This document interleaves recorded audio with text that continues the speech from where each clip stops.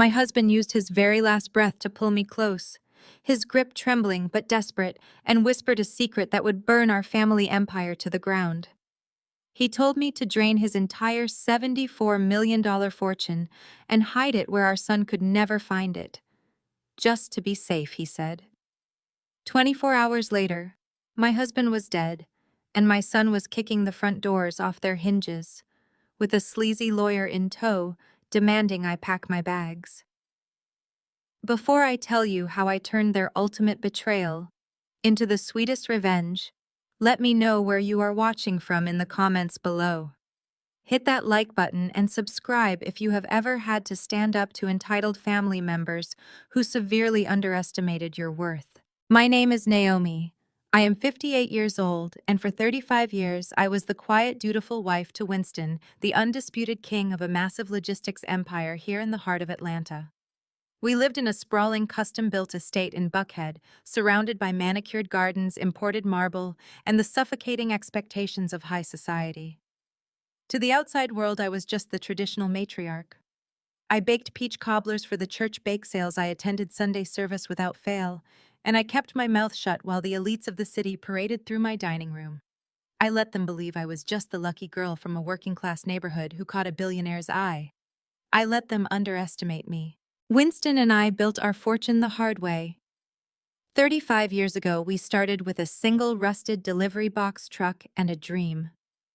I managed the dispatch logs on a fold-out card table in our tiny apartment living room while he drove 18 hours a day, building what would eventually become the largest privately owned freight and logistics empire in the entire southern United States.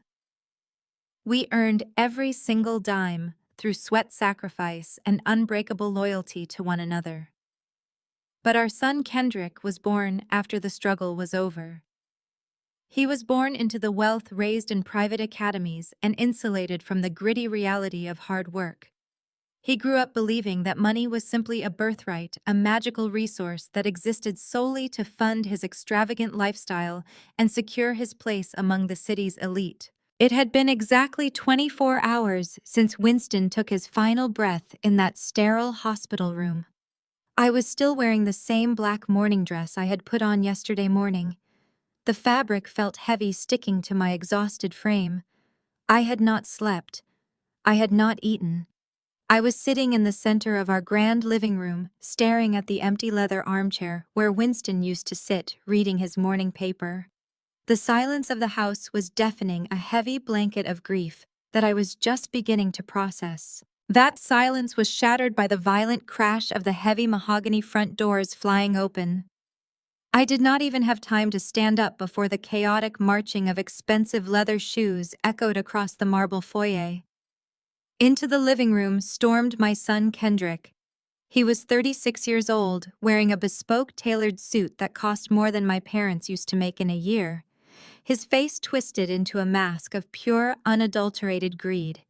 He did not look like a man who had just lost his father. He looked like a man who had just won the lottery and could not wait to cash the ticket. He wore a heavy gold Rolex on his wrist, a watch he had bought using company funds he thought we did not know about. Right behind him, clicking her designer heels with aggressive authority, was his wife Chloe. She was 34, the current communications director for her prestigious alumni sorority chapter, and a woman who wore her elitism like a weapon. She was clutching a limited edition designer bag as if it were a shield. Her face perfectly contoured, her lips painted a severe shade of crimson. Chloe had always resented me. She came from a long line of generational wealth, a family deeply entrenched in the most exclusive social circles in Atlanta. To her, I was an embarrassment, a woman who preferred the quiet solace of a Sunday morning church service over the flashy champagne-soaked charity brunches she lived for. Trailing behind them like an obedient shadow was a man in a cheap suit, carrying a thick leather briefcase. Chloe did not offer condolences. She did not ask how I was holding up after losing the man I had loved for over 3 decades. Instead, she marched straight up to the imported Persian rug where I sat, pulled a heavy-duty black trash bag from her pristine handbag, and dropped it right at my feet. The plastic crumpled against the floor with a harsh, insulting sound. "Start packing, Naomi," Chloe commanded, her voice dripping with venom and satisfaction. Winston left the entire logistics empire and this estate to Kendrick. You have exactly 2 hours to get your things out of my house before I call the Buckhead police and have you physically removed for trespassing. I looked from the trash bag up to my son, expecting perhaps foolishly to see a flicker of hesitation or shame in his eyes. There was none. Kendrick simply smirked. He casually reached over to the marble side table and snatched the heavy silver keys to the Maybach, slipping them into his pocket with a practiced arrogance. The metal clinked loudly in the tense silence. I have been waiting for this day, Kendrick said, his voice void of any warmth or sorrow. Do not look so surprised, mother, he sneered, pacing around the room as if he were already measuring the walls for new artwork. I am the sole blood heir to this family's legacy. Did you honestly think Dad would leave a multi-million-dollar logistics empire in the hands of a woman who just bakes pies and goes to church? You do not even have the pedigree to pledge a proper sorority in college. You are not equipped for this world. You were a nobody before Dad saved you from the projects, and now that he is gone, you are a nobody again. His words were meant to cut me to the bone. They were meant to remind me of every gala where Chloe and her friends had snickered behind my back, every society dinner where they had mocked my lack of a distinguished family name. They worshipped at the altar of Black excellence, defining their worth by country club memberships, luxury vehicles, and exclusive network access, completely blind to the actual hard work that built the wealth they so desperately wanted to flaunt. I remained perfectly still, my hands folded neatly in my lap. I did not cry, I did not scream. The sheer audacity of their timing launching this hostile takeover while Winston's body was barely cold replaced my sorrow with a razor-sharp clarity. This is my home, I said quietly, keeping my voice perfectly level. I built this life with your father from the ground up long before there were millions in the bank. The sleazy lawyer stepped forward, clearing his throat awkwardly as he pulled a stack of documents from his briefcase. He did not look me in the eye. Ma'am, my client is acting within his full legal rights based on the latest revisions to the estate planning. Furthermore, I have been instructed to serve you with these notices. He dropped the papers onto the coffee table right next to the trash bag. Effective immediately, a freeze has been placed on all your standard joint bank accounts. You currently have $0 available in accessible funds. Chloe let out a sharp, mocking laugh. She reached up to adjust her oversized designer shades, peering down at me like I was a pest she had just successfully exterminated. Did you hear that, Naomi? You have nothing. No money, no cars, and no house. You can finally go back to that working-class neighborhood you came from. Do not worry, I am sure you will fit right back in. Now hurry up and pack. We have a gala to host here next month, and I need to fumigate this entire house to get rid of your outdated, tacky taste. She stepped closer, her expensive perfume suffocating the air between us. You see, Naomi, society has rules. The women in my circle have been laughing at you for years. You never belonged in our world. You just got lucky. And now your luck has officially run out. We are bringing true excellence back to this estate, and there is no room for a relic like you. They stood there, a united front of entitlement and cruelty, waiting for me to break. They expected me to fall to my knees, to beg for a weekly allowance, to plead for a small guest room to live out my remaining years. They thrived on the power trip, eager to watch the matriarch they had always despised grovel at their feet. But as I looked at their smug, victorious faces, my mind drifted back to the hospital room just 24 hours earlier. I felt the phantom grip of Winston's cold hand on my wrist. I heard his raspy, failing voice echoing in the silence of my memory. He had pulled me so close I could feel his heart struggling to beat. Transfer the $74 million cash. He had gasped out, his eyes wide with a desperate, urgent clarity. Hide it.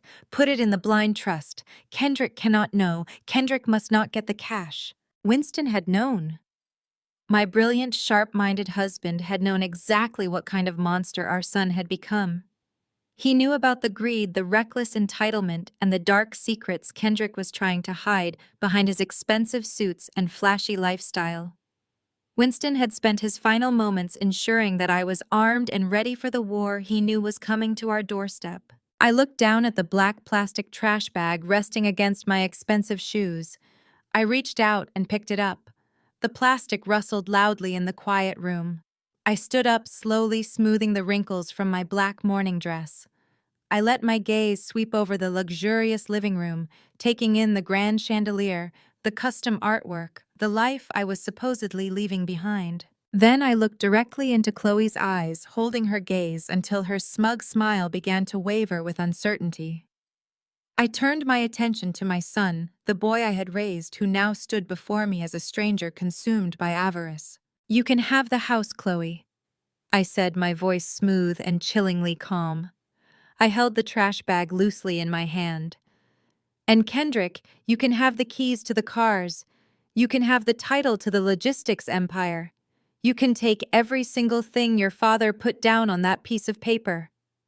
I took a slow, deliberate step toward them, a small, knowing smile playing at the corners of my mouth. "But tell me, Kendrick," I whispered, the silence of the room amplifying every word.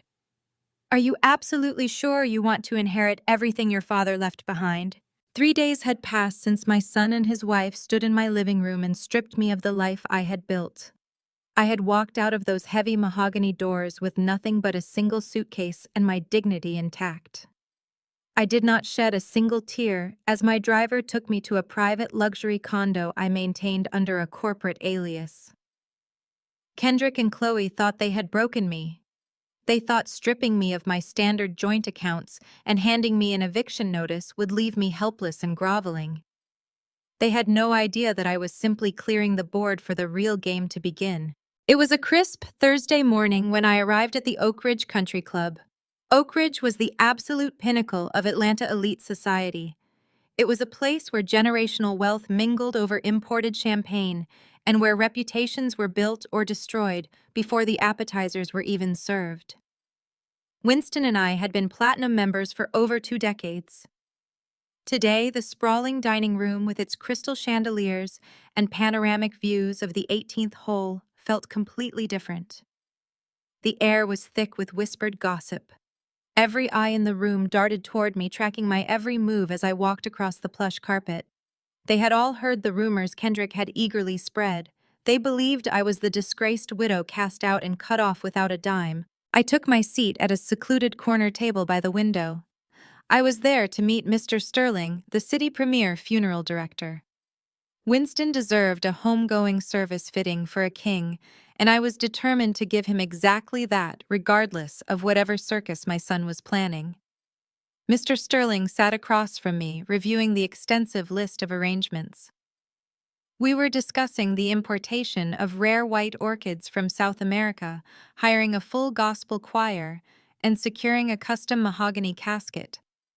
The bill was already climbing into the tens of thousands of dollars, a figure that would make most people gasp. Just as Mr. Sterling was handing me the preliminary invoice, a sharp, piercing burst of laughter shattered the refined quiet of the dining room. I did not even need to turn around to know who it was. Chloe had arrived. She strutted into the country club like she owned the very foundation it was built upon.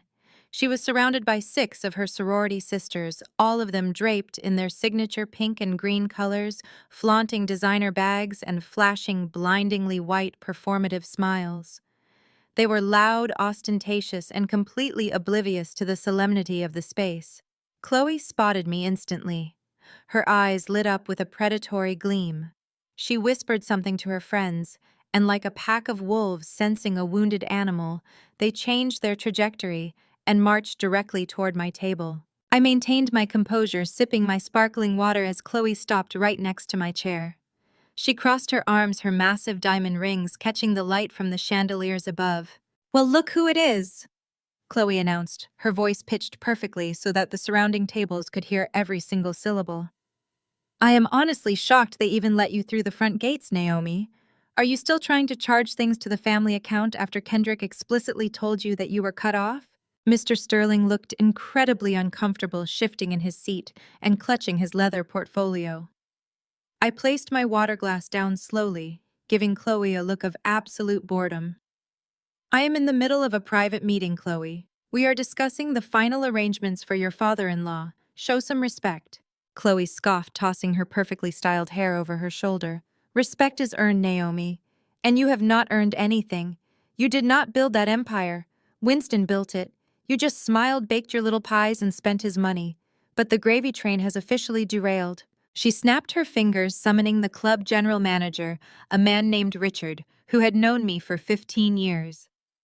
He approached our table with a deeply apologetic expression, his hands clasped nervously in front of him. "Richard," Chloe demanded, pointing a manicured finger at me. "Cancel her order immediately. As the new matriarch of the Addams family and the primary account holder, I am officially revoking her membership. We do not sponsor charity cases anymore. Escort her off the premises." She turned back to her sorority sisters, laughing loudly. "Can you believe the nerve of this woman? She literally grew up in the projects on the South Side. She did not even have the pedigree to get into a decent college, let alone pledge a real organization. Winston bought her everything. He dressed her up and brought her into our world, and now she thinks she actually belongs here." Her friends giggled, exchanging condescending glances. They were reveling in my public humiliation, eager to watch the mighty Naomi Addams be thrown out of the country club by security. Richard, the manager, looked at me with genuine sorrow. "Mrs. Addams, I am so sorry," he murmured, his voice tight with embarrassment. "Mr. Kendrick called earlier this morning and placed a hard freeze on your primary club card. I cannot process any charges under your name through the family account. I'm afraid I have to ask you to settle this bill differently, or I will have to ask you to leave." Chloe smirked, adjusting her designer shades on top of her head. "Hear that, Naomi? Time to pack up your little funeral brochures and walk out of here. Or do you need me to loan you a 20 for a cab ride back to the shelter?" I did not break eye contact with my daughter-in-law. I reached slowly into my sleek, unmarked leather handbag. I bypassed the frozen joint accounts, the useless platinum cards Kendrick had proudly disabled, and the cash I kept for emergencies. My fingers found the cool, heavy metal of my private card. It was a card I had never used in front of my family, tied to a corporate entity that Winston and I had established decades ago, completely separate from the logistics empire. I pulled out a solid titanium Centurion black card and placed it on the silver tray in front of the manager. The heavy metal made a distinct solid thud against the silver. The entire table went dead silent. Chloe's smirk faltered, her eyes darting from my face to the black card resting on the tray. She knew exactly what that card was. Everyone in that dining room knew what it meant. You do not apply for a card like that. You are invited, and only if your liquid assets exceed tens of millions of dollars. "Richard," I said, my voice cutting through the tension like a finely sharpened blade, "you will not be canceling my order. In fact, you will charge the entire funeral arrangements and the memorial service deposit to this card right now." I paused, letting my gaze drift over Chloe's shocked face and the suddenly quiet group of sorority sisters standing behind her. "And while you are at it, Richard, go ahead and cover the cost of Chloe's little brunch today. Put her entire table on my tab. Add a generous tip for your staff." I stood up, smoothing the skirt of my dress, standing face to face with the woman who had just tried to humiliate me. It seems my daughter-in-law's husband is entirely too broke to feed his own wife's friends. I would hate for her guests to go hungry just because Kendrick does not know how to manage his finances. Richard picked up the card with trembling hands. He walked over to the portable payment terminal at the wait station. The silence in the dining room was absolute. Every single person was watching. A few seconds later, the machine let out a loud, satisfying beep. A massive receipt began to print. The $50,000 charge had gone through without a single hitch, without a single security flag. Chloe's jaw practically unhinged. She stared at the receipt printing from the machine, the color completely draining from her face. She looked back at me, her eyes wide with a mixture of confusion and sudden gripping panic. The narrative she had so confidently built, the story of the broke, helpless widow, had just been incinerated in front of the most influential women in Atlanta. I picked up my bag, gave Mr. Sterling a polite nod to confirm our meeting was concluded, and turned to walk toward the exit. The crowd of wealthy patrons literally parted to make way for me. I held my head high, the very picture of unbothered grace. Just as I reached the grand mahogany doors of the club lobby, a sharp, frantic ringing shattered the quiet again. It was Chloe's phone. She scrambled to answer it, her hands shaking visibly. In the echoing acoustics of the country club lobby, and because she fumbled and accidentally hit the speaker button in her panic, I heard Kendrick's voice loud and clear. He was hyperventilating, his words tumbling out in a rushed, terrified scream. Chloe, where are you? You need to come to the corporate office right now. Call off the gala. Cancel everything. Kendrick, what are you talking about? Chloe gasped, her voice trembling. What is going on? The money is gone, Chloe. Kendrick screamed, his voice echoing off the marble walls for everyone to hear. I just got off the phone with the bank executives. The corporate liquid cash accounts, the emergency reserves, the operational funds, all $74 million, is completely gone. The accounts are completely empty. We have absolutely nothing left but those empty shipping warehouses. I pushed open the heavy front doors and stepped out into the bright, warm Atlanta sunshine. A gentle breeze caught my hair, and for the first time in days, a genuine, radiant smile spread across my face. The king had just discovered his crown was made of paper and the kingdom was already burning. The Sunday morning air was thick with the suffocating humidity typical of Atlanta, but inside the sanctuary of Zion Fellowship Cathedral, the climate control was set to a crisp, unforgiving chill. This was not just a church. It was a broadcasting empire, a sprawling architectural marvel of glass and steel that seated 10,000 people and raked in millions of dollars in tax-free tithes every fiscal quarter. Today it was the venue for my husband's memorial service. I arrived in a sleek black town car, wearing a modest but impeccably tailored dark suit. I expected to be escorted to the front row, the rightful place for a grieving widow of 35 years. Instead, a pair of ushers wearing earpieces and forced smiles intercepted me at the main sanctuary doors. They spoke in hushed, practiced tones, claiming there had been a mix-up with the seating arrangements. They physically blocked my path down the center aisle, steering me off to the side. I was marched past the first row where Chloe sat draped in black lace, dabbing her perfectly dry eyes with a monogrammed handkerchief. Kendrick sat beside her, puffing his chest out for the network cameras positioned around the room. I was guided past the second row filled with local politicians and corporate executives who owed their careers to Winston. Finally, the ushers stopped at the third row, gesturing to an empty seat near the edge. It was a deliberate, highly visible demotion.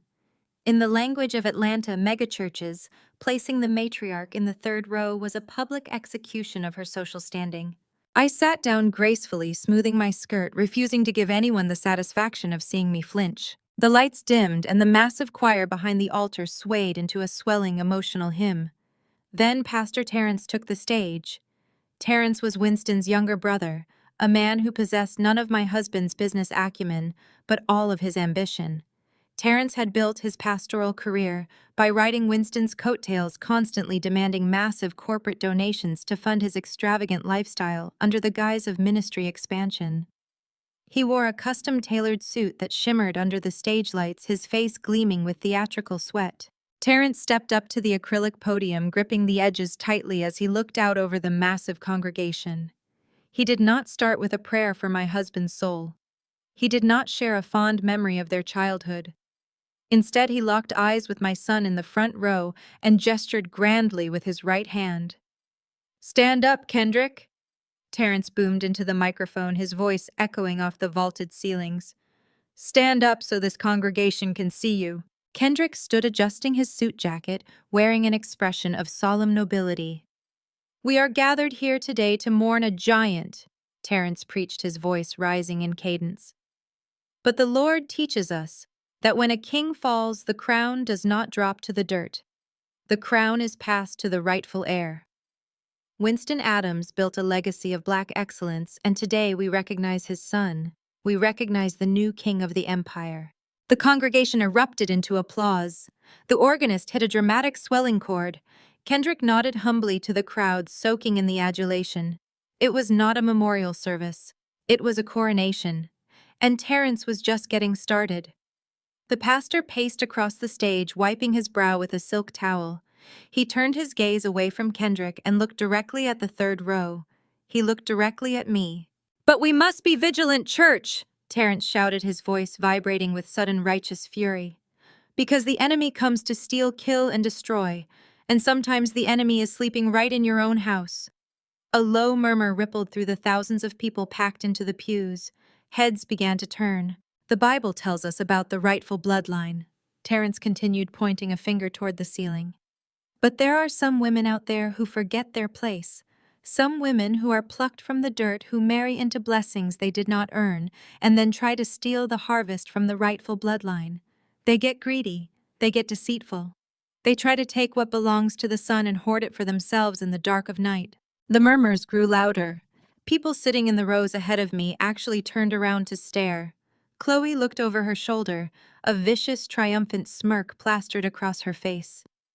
Terence was using the sacred pulpit to brand me a thief in front of the entire city. He was setting the narrative for Kendrick, painting me as a gold-digging opportunist who was trying to rob my own grieving son of his birthright. The collective glare of 10,000 congregants bore down on me, heavy with judgment and whispered accusations. I simply crossed my legs, folded my hands, and stared right back at Terence with a serene, unbothered smile. Let him preach. Let him sweat. He was performing for an audience, but I knew he was doing it out of sheer, unadulterated panic. Kendrick had clearly told him about the missing $74 million. When the 2-hour spectacle finally concluded, the elite attendees were directed toward the church's opulent fellowship hall for an exclusive VIP reception. The hall was guarded by private security, a space reserved strictly for family and the highest tier of donors. I walked down the carpeted hallway, listening to the clinking of fine china and the low hum of networking happening behind the double doors. As I reached for the brass handle, a heavy hand slammed flat against the wood, blocking my entry. I looked up. Pastor Terence stood towering over me, his theatrical charm entirely vanished.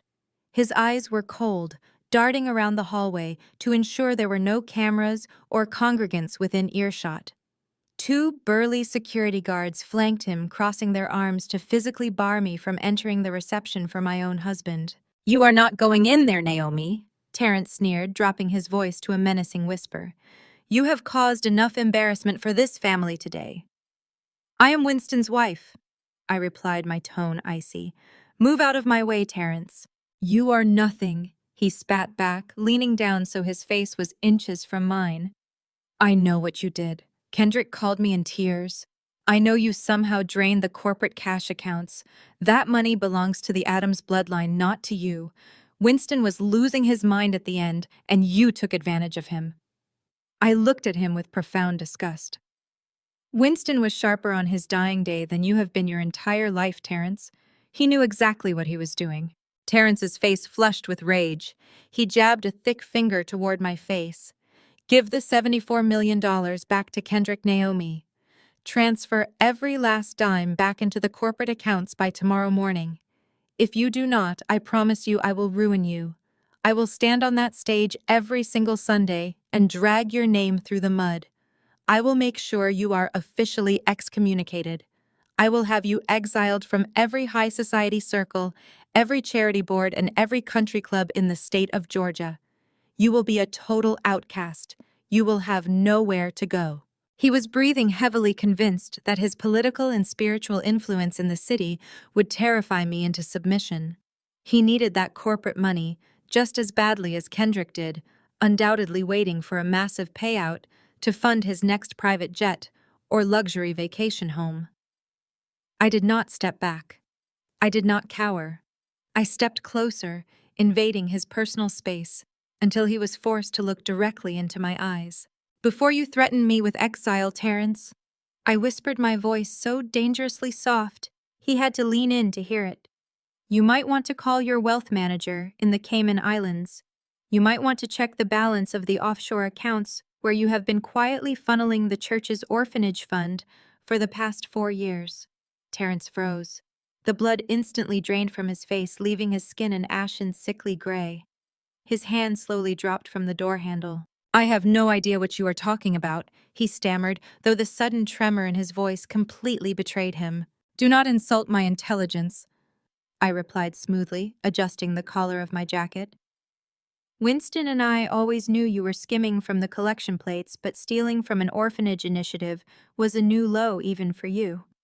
I have the wire transfer logs. I have the shell company registration documents.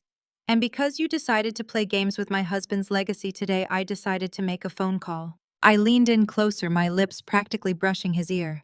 As of 8 o'clock this morning, the Criminal Investigation Division of the IRS just received an anonymous, highly detailed tip containing every single offshore routing number you possess. They are probably drafting the subpoena right now. Terrence stumbled backward, his knees practically buckling beneath him. He looked like a man who had just watched a ghost walk out of a grave. He opened his mouth to speak, but only a choked, ragged wheeze came out. "Enjoy the reception, Pastor," I said, offering him a polite, chilling smile. I turned on my heel and walked away down the quiet, carpeted hallway, leaving the new king and his corrupt prophet to panic in their burning castle. 2 days later, the air conditioning in the downtown boardroom of Harrison Vance and Caldwell was set to a freezing 65 degrees. I sat at the far end of a massive glass conference table, my posture immaculate, my expression entirely unreadable. The panoramic windows behind me offered a sweeping view of the Atlanta skyline, a city my husband and I had helped build.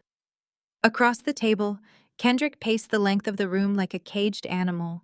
His bespoke suit looked slightly rumpled today, and the arrogant smirk he wore at my house had been replaced by a frantic, manic energy. Chloe sat rigidly in a leather swivel chair, glaring daggers at me. Her bruised ego from the Oak Ridge Country Club humiliation was practically radiating off her in waves of cheap hostility.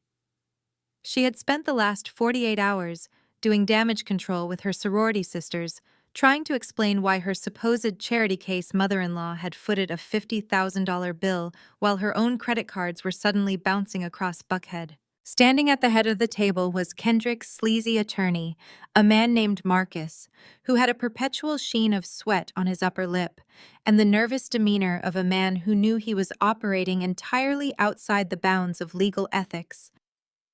Kendrick finally stopped pacing and slammed both of his hands down flat on the glass table, leaning toward me. His eyes were bloodshot. "Where is the money?" Naomi, Kendrick hissed, dropping the word mother entirely. $74 million in untraceable liquid corporate funds do not just vanish into thin air. I know you took it. You transferred it before the bank froze your access. You are going to wire every single cent back into the primary holding account right now, or I will have you arrested for grand larceny. I casually checked my manicure, admiring the subtle neutral polish, completely ignoring his outburst. I did not owe this boy an explanation. I owed him a lesson. Marcus cleared his throat nervously, opening his thick leather briefcase. He pulled out a crisp, heavy manila folder and set it precisely in the center of the glass table. "We are not here to discuss the missing liquid assets today, Kendrick," Marcus said, his voice carrying a false, practiced authority. "We will handle the embezzlement charges through civil litigation shortly. We are here today for the official reading of the final testament of Winston Adams. And I believe once we conclude this meeting, the location of those funds will be a moot point, as my client will have the absolute legal authority to seize them." I raised a single eyebrow, resting my hands gracefully on the glass. "Winston's final will and testament has been sitting in the vault of our primary family attorney for 5 years, Marcus. We updated it together. I am fully aware of its contents." Kendrick let out a harsh, barking laugh. He walked over to Chloe, resting his hands on her shoulders as they both looked at me with triumphant, venomous smiles. "That is where you are wrong, Naomi," Kendrick sneered. "Dad finally woke up in the end. He realized exactly what you were. You thought you had him fooled with your church bake sales and your quiet housewife routine. But Dad knew you were just a gold digger waiting for him to die so you could siphon his wealth back to whatever gutter you crawled out of." Marcus opened the folder and slid a thick stack of stapled documents across the slick glass table until it rested directly in front of me. "What you are looking at is a newly discovered revised will," Marcus announced, straightening his tie. "It was located in your husband's private study by Kendrick just yesterday. It is dated and signed exactly 2 days before Mr. Adams passed away. It is fully witnessed by 2 independent parties and properly notarized." I did not touch the paper. I simply looked down at the signature. It was a remarkably good forgery. Winston's signature was complex, a sweeping, aggressive scrawl that he had perfected over decades of signing multi-million-dollar shipping manifests. Whoever Kendrick and Marcus had hired to forge this document had done an expensive job. The two independent witnesses listed at the bottom were men I recognized instantly. They were Kendrick's old fraternity brothers, men who currently relied on Kendrick for angel investments in their failing nightclubs. Let me summarize the contents for you to save us all some time. Marcus continued, pacing slowly around the table. This revised document completely supersedes the previous family trust. It grants Kendrick Winston Adams 100% absolute ownership of the Adams logistics empire. That includes all shipping routes, all commercial real estate, all holding companies, all physical assets, and all associated corporate liabilities. Furthermore, it expressly and unequivocally disinherits you, Naomi. You receive zero equity, zero property, and zero claim to the Adams name. My client is the sole, uncontested heir to the empire. Chloe let out a breathless, victorious sigh. She leaned forward, pointing a manicured nail at the document. Did you hear that? You get nothing. You might have humiliated me at the country club with whatever secret credit card you have been hiding, but a black card does not trump a legal decree. Winston wanted his actual blood to control this legacy. He wanted a true Adams at the helm. He knew you did not have the education, the pedigree, or the intelligence to run a global logistics firm. You were just a placeholder. Kendrick stepped up to the table, pulling a sleek, expensive fountain pen from his inner jacket pocket. He clicked the cap off and dropped the pen directly onto the forged will. It rolled slightly before coming to a stop against my hand. Sign the waiver, Naomi, Kendrick demanded, his voice dropping into a cold, threatening register. There is a standard waiver of contest attached to the back. Sign it, acknowledge that you accept the terms of this new will, and walk away. If you fight me on this, I will tie you up in probate court for the next 10 years. I will drain whatever secret accounts you have left with endless litigation. I will smear your name across every elite social circle in Atlanta. I will make sure everyone knows you abused a dying man and tried to steal his fortune. Sign the paper and walk away with nothing, and I might just let you keep your freedom. The silence in the room was absolute. They were waiting for the explosion. They were waiting for the tears, the screaming, the desperate pleading of a widow who had just been robbed of her entire life's work by her own flesh and blood.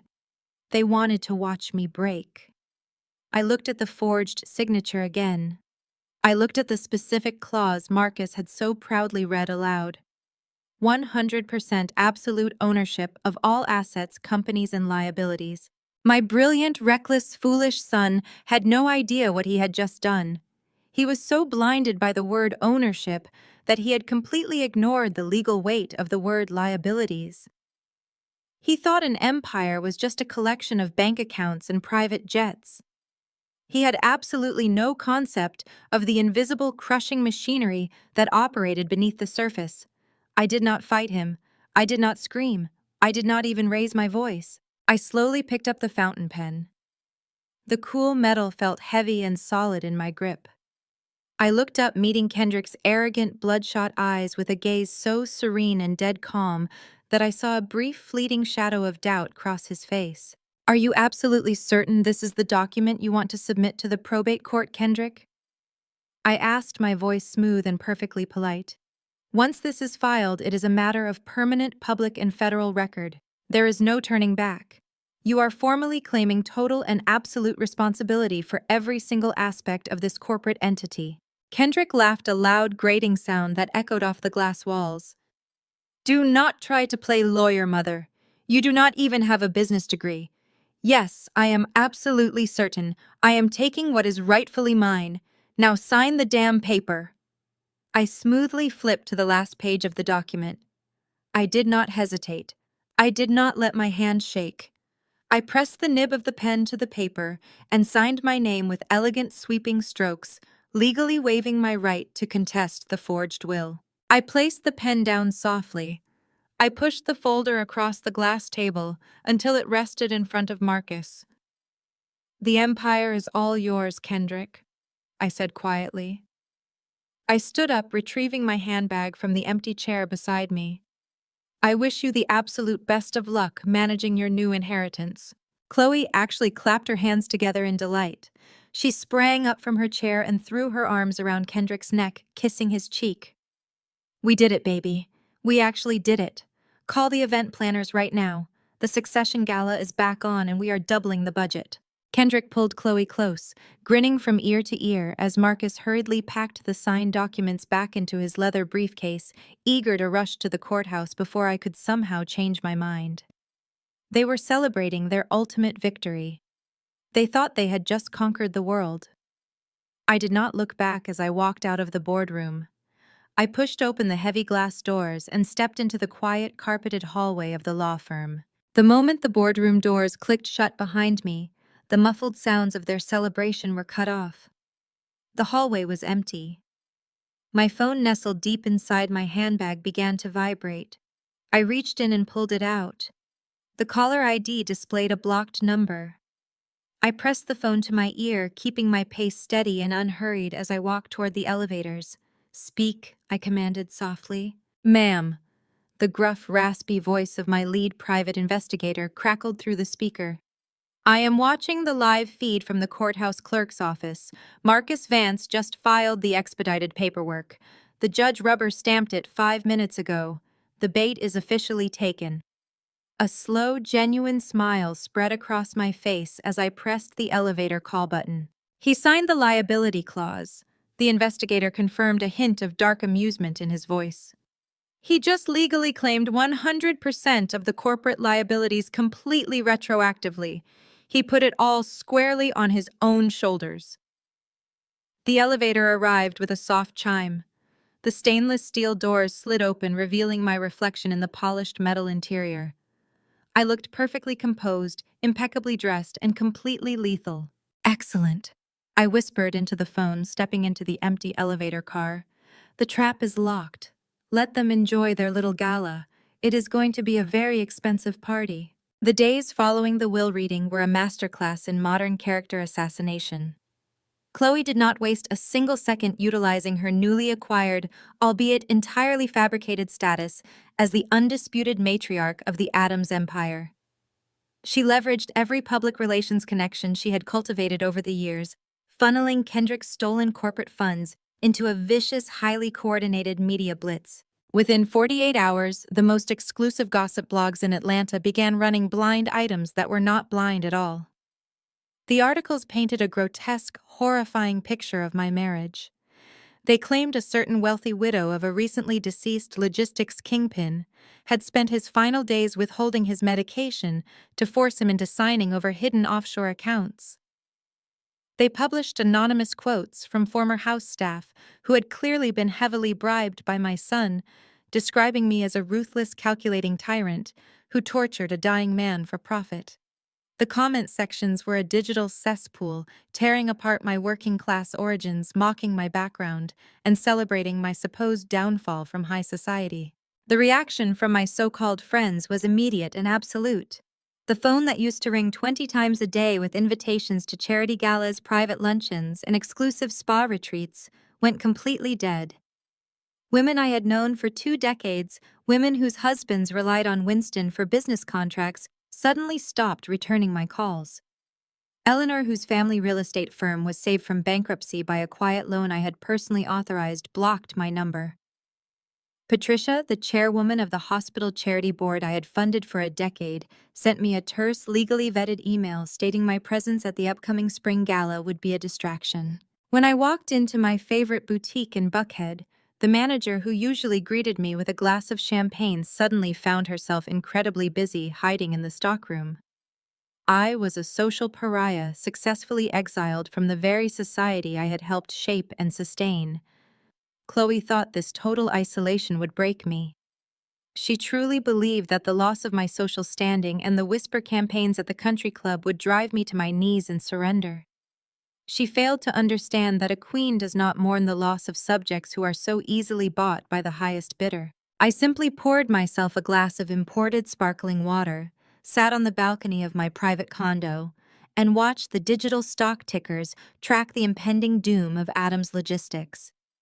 My temporary sanctuary was a 4,000-square-foot luxury penthouse overlooking Piedmont Park. I had purchased it under a blind shell corporation 5 years ago, specifically as an untraceable asset. It was sleek, modern, and entirely off the grid. Chloe and Kendrick assumed I was living in some cramped, rundown apartment because they could not fathom a reality where I possessed wealth entirely separate from the frozen family accounts. A week into my highly publicized exile, the secure intercom system in my penthouse buzzed loudly. I was not expecting visitors. I pressed the communication button, expecting a delivery driver who had somehow bypassed the concierge. Instead, the high-pitched, grating voice of my daughter-in-law echoed through the speaker. She had undoubtedly paid off a private investigator of her own to track my movements. I authorized the front desk to let her up. I unlocked the heavy oak door and waited in the foyer.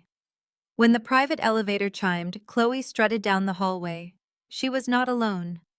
Trailing slightly behind her was a young man holding a professional camera rig, complete with a blindingly bright ring light and a shotgun microphone. Chloe was dressed in a pristine, tailored white designer suit, looking every inch the benevolent, wealthy savior gracing the slums with her presence. She carried a cheap, woven wicker basket overflowing with generic brand canned soups and boxes of dry pasta. The visual contrast she was trying to create for her internet audience was painfully obvious and entirely pathetic. "Keep the camera rolling," Chloe whispered loudly to the vlogger as she reached my open door. She plastered on a look of deep theatrical pity, ensuring the bright ring light illuminated her perfectly contoured face, and stepped over the threshold into my entryway. "I brought you some canned goods, Naomi," Chloe announced, pitching her voice up an octave for maximum sympathetic effect on the microphone. "Since you are broke, I wanted to show some Christian charity." She paused, making sure the vlogger had the right angle to capture my face. She thrust the heavy basket toward me. "Kendrick and I just could not bear the thought of you starving in this little place, even after everything terrible you did to Winston at the end. We know the corporate accounts are locked, and you have absolutely nothing left. So please take this food. It is the least we can do for family." The vlogger circled around her, pushing the camera lens aggressively close to my face to capture the humiliation they were certain I was feeling. I did not flinch. I did not raise a hand to shield my eyes from the glaring light.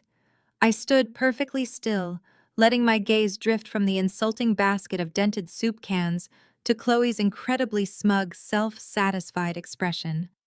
She was practically vibrating with the thrill of her own performance. She fully expected me to scream, to knock the camera away, to throw the cans at her head, and to give her the viral meltdown she desperately craved to finalize my public destruction. I ignored the camera entirely. I slowly turned my back on her and walked over to the sleek marble console table in my entryway. I picked up a thick, unmarked manila envelope that my own private investigator had hand-delivered just an hour prior. I walked back to Chloe, moving with a calm, predatory grace that made her theatrical smile falter for a fraction of a second. I held the heavy envelope out to her. "Before you post that, you might want to look at the photos inside," I said, my voice eerily calm and completely devoid of the hysteria she wanted. "Your husband has not been working late at the venture capital fund. He has been taking private flights to Macau with his investors." Chloe froze. She glanced at the vlogger, momentarily unsure if she should break character or demand he cut the feed. Curiosity and a sudden sharp spike of deep paranoia won out over her desire for internet fame. She shoved the basket of canned goods blindly into the vlogger's arms, nearly knocking his camera rig over, and snatched the manila envelope from my hands. She ripped open the flap, her perfectly manicured nails tearing the paper, and pulled out the thick stack of glossy, high-resolution 8x10 photographs. I watched her eyes dart across the top image. She gasped a raw, ugly, suffocating sound that had absolutely nothing to do with her practiced internet acting. The color drained from her face so fast she looked physically ill. Her knees visibly buckled and she had to lean against the wall of my foyer to keep from collapsing. She had ripped open that envelope fully expecting to see photos of Kendrick in a hotel bed with a cocktail waitress or a secretary. She expected a common, predictable affair. That was an embarrassment she knew exactly how to handle. She could play the scorned, loyal wife and use it for even more sympathy. But the photographs did not show another woman. The images showed Kendrick sitting in a smoke-filled, heavily guarded VIP room of a notorious underground casino in Macau. He was sweating profusely, his tie loosened, looking absolutely terrified. He was surrounded by massive, hardened men whose faces and necks were heavily tattooed with the unmistakable, internationally recognized insignias of one of the most violent, merciless cartel syndicates in the world. And right there, captured in perfect, undeniable clarity in the center of the table, was Kendrick holding a pen. He was signing his name on a thick stack of legal documents, formally handing over the permanent property deeds to the primary Adams Logistics shipping warehouses as collateral for a massive, illicit, and entirely unpayable gambling debt. Chloe flipped frantically through the photos, her hands shaking so violently she dropped several of them onto the hardwood floor. Each image was worse than the last, documenting the exact moment my foolish son had pledged the physical infrastructure of our international shipping empire to a global crime syndicate. The reality of the trap I had set suddenly crashed down on her. When Kendrick strutted into that law firm and arrogantly presented his forged will, he had demanded 100% absolute ownership of the Adams estate. But in doing so, he had also legally claimed 100% of the liabilities. He had stripped me of any legal connection to the company, leaving himself solely and entirely responsible for a debt that these men would not hesitate to collect in blood. "Ma'am, the bait is taken." My investigator's voice echoed in my memory from the day of the will reading. "He just legally claimed 100% of the liabilities. The trap is locked." Chloe slowly looked up from the photographs, her eyes wide with a pure, unadulterated terror that no amount of PR spin could ever fix. The vlogger, sensing a completely different kind of drama, kept the camera rolling, capturing the exact moment the new queen of the Adams Empire realized her crown was a death sentence. I simply closed my heavy oak door, shutting out the pathetic sound of Chloe hyperventilating in my hallway. I did not care if her hired vlogger was still recording. I did not care if she collapsed right there on the designer rug. I walked briskly into my master suite and stripped off the modest, unassuming beige cardigan I had worn for my daughter-in-law's little charity performance. I threw it directly into the trash can. I replaced it with a sharp, tailored crimson blazer, a silk blouse, and a pair of formidable stiletto heels. The grieving, helpless widow routine had served its purpose. The trap was sprung. It was time to go to work. I took the private service elevator down to the subterranean parking garage of the high-rise, where my personal driver, Marcus, was already waiting with the engine of my armored SUV running. He opened the heavy door for me, his expression perfectly neutral. I slid into the leather back seat and smoothed my skirt. "Take me home, Marcus," I instructed quietly. He did not drive me toward the sprawling, manicured lawns of the Oak Ridge estate. He turned the heavy vehicle toward the beating steel heart of downtown Atlanta. We navigated through the midday traffic, bypassing the glittering corporate headquarters of the companies my husband and I had helped build, and pulled into the underground loading dock of a brutalist, unmarked concrete tower. There were no corporate logos on the exterior walls. There was no directory in the lobby. I stepped out of the vehicle and walked toward a solid steel door flanked by two heavily armed security personnel. They did not ask for my identification. They simply stepped aside. I pressed my hand against a biometric scanner, waited for the green flash of the retina reader, and listened to the heavy, satisfying clunk of the deadbolts retracting. I pushed the door open and stepped into a sprawling, subterranean fortress of brushed metal glass walls and glowing monitors. The air hummed with the quiet, intense energy of dozens of analysts, hackers, and financial operatives working in absolute synchronization. This was Vanguard Financial Forensics. We did not handle messy divorces or petty corporate theft. We dismantled corrupt billionaires. We tracked offshore laundering syndicates. We forensically annihilated anyone who thought generational wealth made them immune to consequence. I was not a client here. I was the ghost partner. As I walked down the central aisle toward the elevated glass command center, the analysts in their tailored suits looked up from their dual monitors. They stood offering short, deeply respectful nods. "Welcome back, boss," my lead forensic analyst Julian called out, stepping out of the glass enclosure to meet me. He handed me a sleek encrypted tablet. "It is good to be back, Julian," I replied, taking the tablet and swiping through the live data streams. "How is our new CEO holding up under the pressure?" Julian offered a cold, predatory smile. "He is drowning exactly as you predicted. Kendrick is bleeding cash from every single corporate artery trying to plug the holes, and he is leaving a digital footprint so massive a first-year accounting student could follow it." We walked into the soundproof glass office, and I took my seat at the head of the dark obsidian conference table. The wall behind Julian was composed of massive digital screens, all tracking the intricate global web of Adam's logistics. Right now, the screens were flashing with red warning indicators. The elite society of Atlanta thought Winston had married a quiet pie-baking housewife from the South Side projects. They believed he had dressed me up, polished my rough edges, and allowed me to sit silently by his side while he conquered the shipping industry. They were all fools. Winston did not marry a charity case. He married a financial predator. Winston had discovered my talent 30 years ago when I was working as a junior auditor, quietly uncovering a massive embezzlement ring within his own supply chain. Instead of firing the executives and moving on, Winston came to my tiny cubicle, looked at the complex webs I had drawn on my whiteboard, and fell deeply, madly in love with my ruthless mind. He funded Vanguard Forensics entirely off the books. He was the public king of logistics, and I was the invisible sword he kept in the dark, severing the financial lifelines of anyone who tried to threaten our empire. Winston knew exactly who I was, and more importantly, he knew exactly what our son had become. "Bring up the Macau files, Julian," I ordered, leaning back in my chair. The screens flickered, replacing the corporate logistics maps with a web of offshore bank accounts, shell companies, and surveillance photos from the Chinese territory.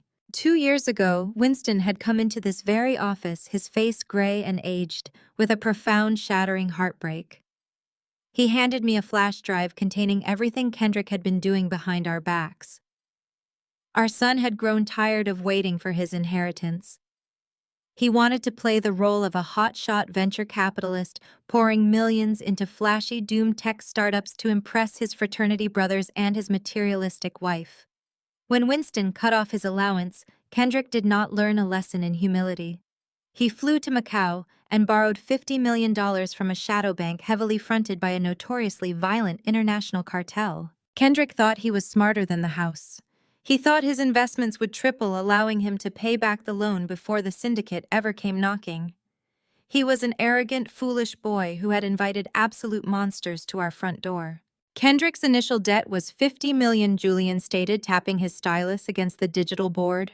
With the exorbitant predatory interest rates the syndicate applies, the total liability has ballooned to nearly $74 million. That is why he was so frantic about the liquid cash reserves you emptied last week. He needed that specific amount to pay them off before they stopped sending threats and started sending hitmen. Winston had refused to bail him out.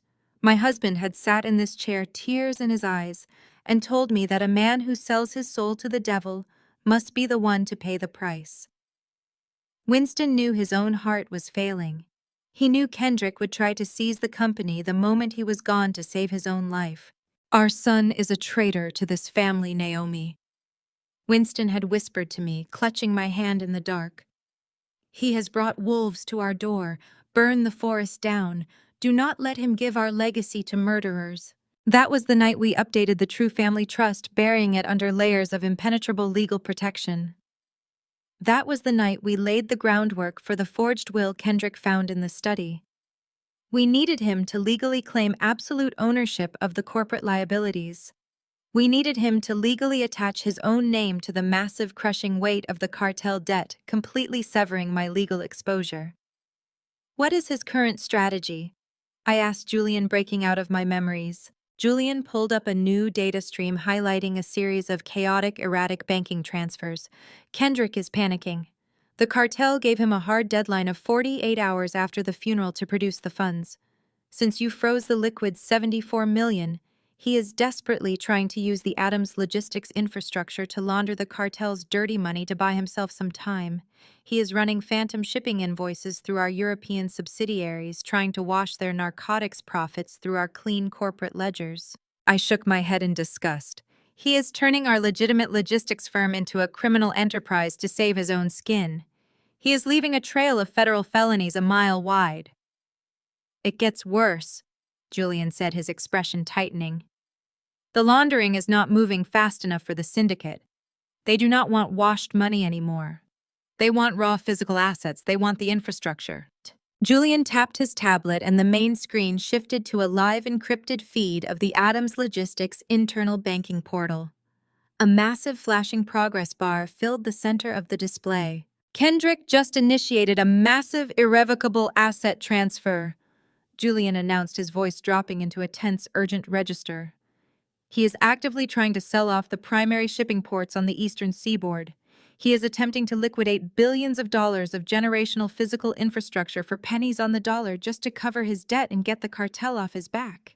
He thinks he found a private buyer willing to wire the cash instantly without doing any regulatory diligence. I watched the progress bar inch forward, representing the destruction of everything Winston and I had built. Kendrick was literally giving away the keys to the kingdom to save himself. "Let the transfer proceed," I commanded softly. Julian looked at me, his hand hovering over the kill switch that would lock Kendrick out of the system entirely. "Boss, if this goes through, he sells the ports. He actually liquidates the eastern seaboard." I stood up from the heavy obsidian table, walking closer to the massive digital screen. I watched the numbers climbing, watching Kendrick desperately sign away his birthright in a blind panic. "He is trying to sell off the main shipping ports to cover his debt, Julian." I said, a slow, dangerous smile curving my lips. "But the buyers he is transferring those deeds to are not who he thinks they are." Julian's eyes widened as he looked back down at his tablet, frantically tracing the routing numbers of the anonymous private buyer Kendrick had found on the dark web. He traced the dummy corporation, cutting through the layers of false identities and shell companies until he hit the absolute bottom of the digital paper trail. Julian looked up at me, absolute shock mingling with profound, undeniable respect. "You," Julian breathed, setting the tablet down on the table. "Let the transfer complete," I ordered, turning my back on the screen as the system chimed, finalizing the sale. Kendrick just sold the entire eastern seaboard infrastructure to a holding company completely controlled by Vanguard Financial Forensics. He just handed the keys to the empire directly back to me. Now freeze his remaining access, shut down the European subsidiaries, and let the cartel know exactly where they can find him. The Atlanta Botanical Gardens had been transformed into a garish $1 million monument to my son's staggering arrogance. Kendrick had rented out the entire grand atrium and the surrounding outdoor pavilions for his new era gala. 10,000 fairy lights were strung through the ancient oaks, casting an ethereal, shimmering glow over the sprawling lawns. Waiters in crisp white tuxedos glided through the crowd, carrying silver trays of beluga caviar and vintage champagne. Ice sculptures bearing the new, heavily modernized Adams Logistics logo slowly melted under the warm, humid Georgia night air. It was a grotesque display of wealth funded entirely by a man who was actively selling his soul to keep breathing. I stepped out of my town car and paused at the edge of the velvet carpet leading into the main atrium. I did not look like the destitute, abused widow the gossip blogs had spent the last week tearing apart. I wore a custom floor-length emerald gown of heavy silk crepe, a vintage masterpiece that moved like liquid glass. Around my neck rested a staggering collar of flawless, unheated Burmese rubies and perfectly cut diamonds. They were real. They were impossibly heavy, and they caught the ambient light like fire. I walked past the private security checkpoint without a single glance at the guest list. As I glided into the main ballroom, the high society chatter began to systematically die down. The silence rippled outward from the entryway, a wave of shock washing over the very people who had spent the last 7 days orchestrating my social exile. I saw Eleanor, the real estate heiress, who had blocked my number freeze with a champagne flute halfway to her mouth. I saw Patricia, the charity chairwoman, who had banned me from her gala, physically take a step backward, her eyes widening as she took in the sheer, undeniable power radiating from my posture. They had all read Chloe's planted blind items. They had all eagerly consumed the narrative that I was broke, broken, and banished. Yet here I stood draped in millions of dollars of high jewelry, looking completely untouched by their petty, vicious smear campaign. Across the room, standing on a raised platform near the main bar, were the king and queen of the hour. Kendrick was holding court with a group of local politicians, a cigar clamped between his teeth. Chloe stood beside him, laughing loudly at a joke she probably did not understand. She was wearing a heavily beaded silver dress and a diamond choker that I recognized instantly. It was a seasonal rental from an exclusive Buckhead jeweler, a piece designed to look heavy, but comprised entirely of shallow, low-grade stones. Chloe spotted me first. The artificial practiced smile vanished from her face so quickly it was almost comical. Her jaw actually dropped. She grabbed Kendrick's arm, her perfectly manicured nails digging into his expensive suit jacket, and pointed frantically in my direction. Kendrick turned. The color immediately drained from his face, replaced seconds later by a furious, mottled red flush of absolute rage. He slammed his crystal glass down onto a cocktail table, ignoring the amber liquid that sloshed over the rim, and began marching across the ballroom floor. He signaled aggressively to the head of his private security detail, a massive man in a dark suit who immediately flanked him. The crowd parted for Kendrick, eager to watch the highly anticipated public execution of the disgraced matriarch. The whispers swelled into an excited, malicious hum. "What do you think you are doing?" Kendrick snarled as he closed the distance between us, stopping just inches from my face. He reeked of expensive scotch and raw panic. "Who let you through the gates? You are not on the guest list." "It is a public botanical garden, Kendrick," I replied, my voice smooth, calm, and perfectly pitched to carry to the eager listeners surrounding us. "And I have always appreciated the orchids here." "I am not playing games with you." Kendrick snapped, his chest heaving. He pointed a finger toward the exit. "You do not belong here.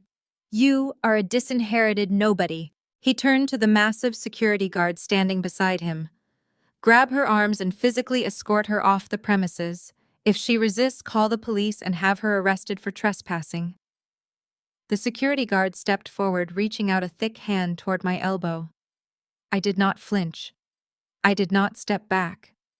I simply shifted my gaze from Kendrick to the guard, my eyes locking onto his with absolute freezing authority. "If you touch me," I said, my voice barely a whisper, but laced with pure steel, "you will never work in private security in the state of Georgia again. Stand down." The guard hesitated, his hand hovering in the air. He looked at me, then looked back at Kendrick, clearly sensing a massive shift in the power dynamic that he was not being paid enough to navigate. Before Kendrick could yell another command, a woman pushed her way through the crowd of stunned socialites. It was Sarah, the head coordinator of Elite Events Atlanta, the premier management company running the entire gala. She was clutching a clipboard to her chest, looking absolutely terrified, her eyes darting frantically between my son and me. "Mr. Adams, please," Sarah said, her voice trembling, as she stepped directly between the security guard and my emerald gown. "Please tell your men to stand down immediately." "Excuse me," Kendrick bellowed, turning his fury on the event manager. "I am paying your firm $500,000 to run this event. I told you to throw this woman out. Do your job, or I am canceling your contract right now." Sarah swallowed hard, clutching her clipboard so tightly her knuckles turned white. She looked at Kendrick with a mixture of deep pity and sheer terror. "Sir, I cannot do that," Sarah stammered, squaring her shoulders as she delivered the devastating truth to my arrogant son. "Mrs. Naomi is the primary sponsor of tonight's event. She owns the event management company." The collective gasp from the surrounding crowd was entirely genuine. Eleanor and Patricia exchanged horrified, panicked glances. Chloe, who had marched up behind Kendrick to watch my humiliation, literally stumbled backward, her hand flying up to cover her mouth. Kendrick stared at the event manager, his brain completely short-circuiting as he tried to process the information. "That is a lie," he barked, his voice cracking slightly. "I wired the deposit to an independent holding firm. I checked the corporate registry." "You checked the public registry, Kendrick?" I corrected him smoothly, stepping past the frozen security guard. "You really should learn to look past the first layer of shell companies before you sign binding legal contracts. Elite Events is a subsidiary of Vanguard Financial Forensics. I own every single table, every single flower, and every single drop of champagne in this room. You are drinking on my dime." I did not wait for him to formulate a response. I glided past him, leaving him standing paralyzed in the center of his own ruined celebration. I walked purposefully toward the raised stage at the front of the grand atrium. The string quartet had stopped playing. The room was so incredibly quiet that the rustle of my silk gown sounded like thunder. I walked up the carpeted steps, stepping up to the acrylic podium that had been set up for Kendrick's triumphant keynote speech. I tapped the microphone twice. The sharp amplified thumps echoed across the sprawling gardens. "Good evening, Atlanta," I said, my voice ringing out with crystal-clear, unwavering authority. "Thank you all for coming out to celebrate the passing of the torch. It is truly heartwarming to see so many familiar faces, especially those of you who have been so eager to believe the absolute worst about me this past week." I paused, letting my gaze sweep over the crowd, watching the local politicians and corporate executives actively squirm under my unblinking stare. I made direct eye contact with Patricia, offering her a cold, empty smile. She looked like she wanted the manicured lawn to swallow her whole. "We are gathered here to honor my son, Kendrick." I continued, projecting my voice across the garden. "A young man who was so desperate to step out of his father's shadow that he could not even wait for the dirt to settle on the grave. A man who forged legal documents to claim absolute ownership of a global logistics empire, believing that true power is something you can simply inherit." I looked down from the stage. Kendrick was staring up at me, his fists clenched at his sides, his chest rising and falling in rapid, panicked breaths. Chloe was frantically typing on her phone, desperately trying to call her PR team to somehow spin this absolute disaster. "But true power is not inherited," I preached, echoing the cadence of the corrupt pastor who had tried to destroy me just days prior. "True power is built in the dark. It is built by knowing exactly who you are dealing with and exactly what they owe." I raised my right hand, lifting an empty crystal champagne flute in a mock salute. "So I would like to propose a toast," I announced, my voice dropping into a razor-sharp lethal register. "To Kendrick, a man so ambitious he's willing to mortgage his father's entire legacy to a shell corporation to cover his own pathetic, reckless mistakes. Let's just hope that shell corporation doesn't foreclose tomorrow." The silence was deafening. No one raised a glass. No one moved. The elite of Atlanta stood completely frozen, watching the new king of the city be publicly stripped of his armor.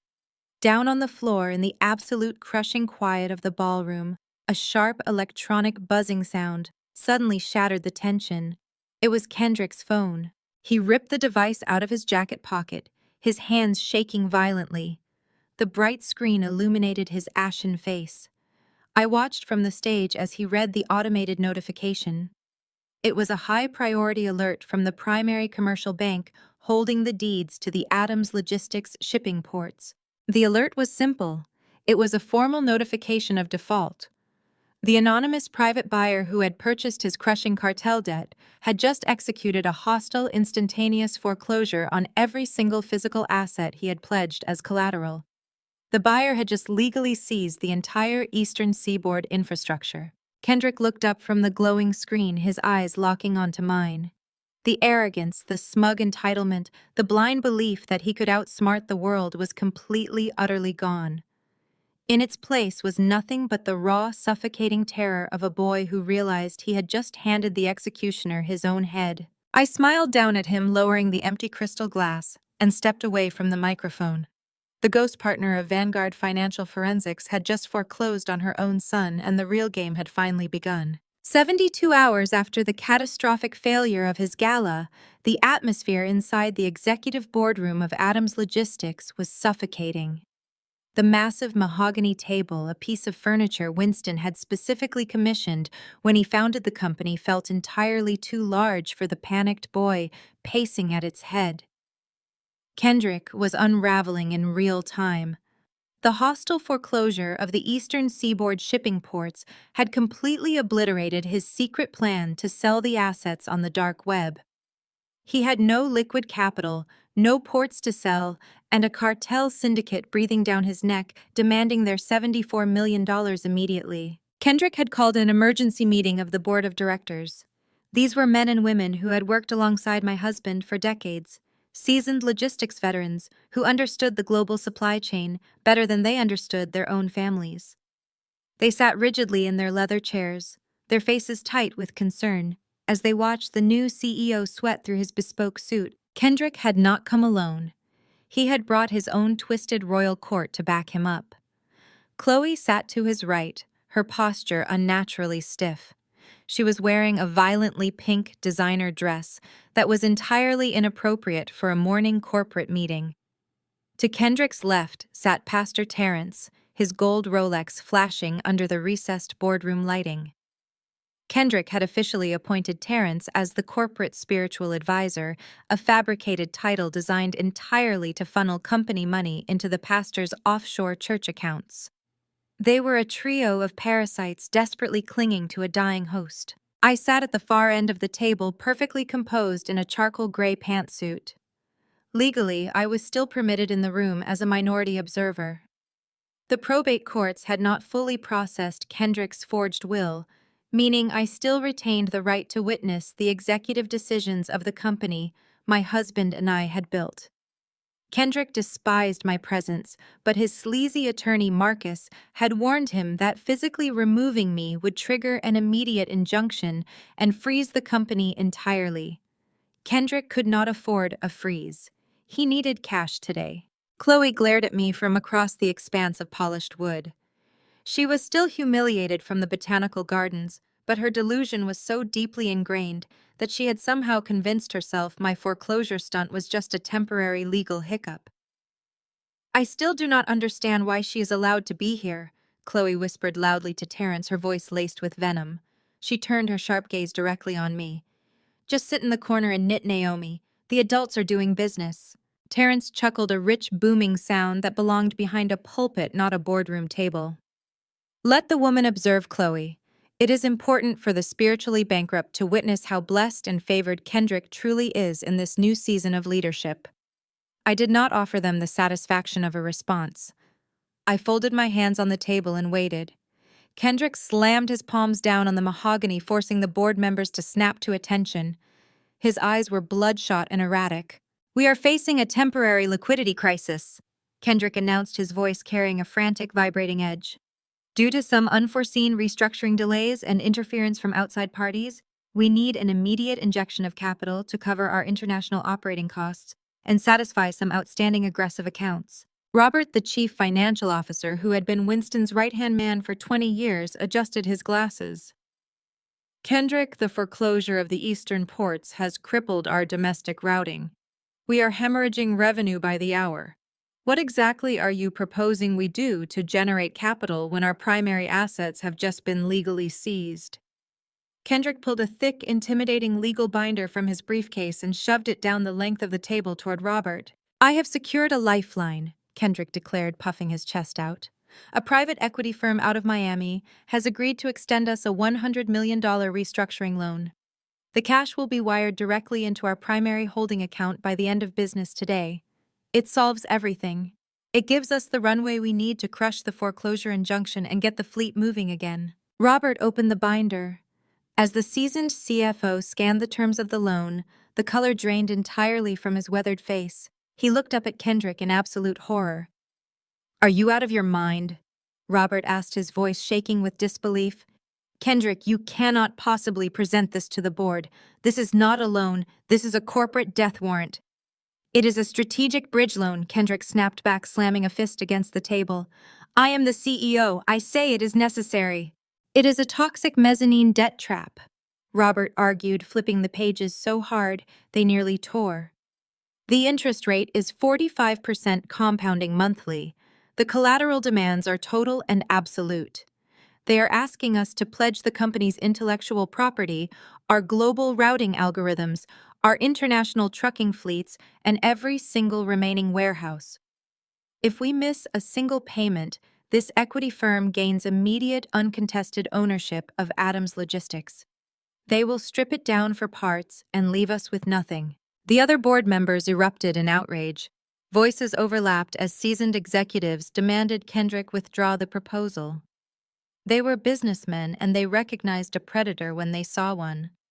The private equity firm Kendrick had found was almost certainly a front for the very cartel he was trying to pay off.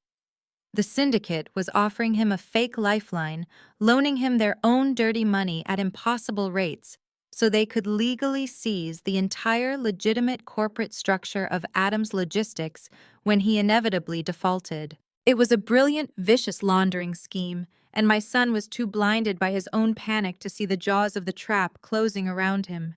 "Order!" Kendrick bellowed, his face turning a dangerous shade of purple. "I am not asking for your permission. I am bringing this to a vote because corporate bylaws require it. But I will not let a bunch of cowards let my father's company go under because you are afraid of a little aggressive financing. Your father would fire you on the spot for even bringing this garbage into his boardroom." Robert fired back, standing up from his chair. "We will not vote for this. No sane board of directors will authorize the company to take on this level of toxic liability. It is fiduciary suicide." Chloe stood up, her designer heels clicking sharply against the floor. She pointed an accusing finger at Robert. "Do not talk to my husband like that. Kendrick is the sole heir. Winston left the entire empire to him. He owns it, not you. If he says the company needs this money to survive, then you sign the papers." "Actually, Mrs. Adams," the head of the legal department interjected dryly, "Kendrick does not own it yet.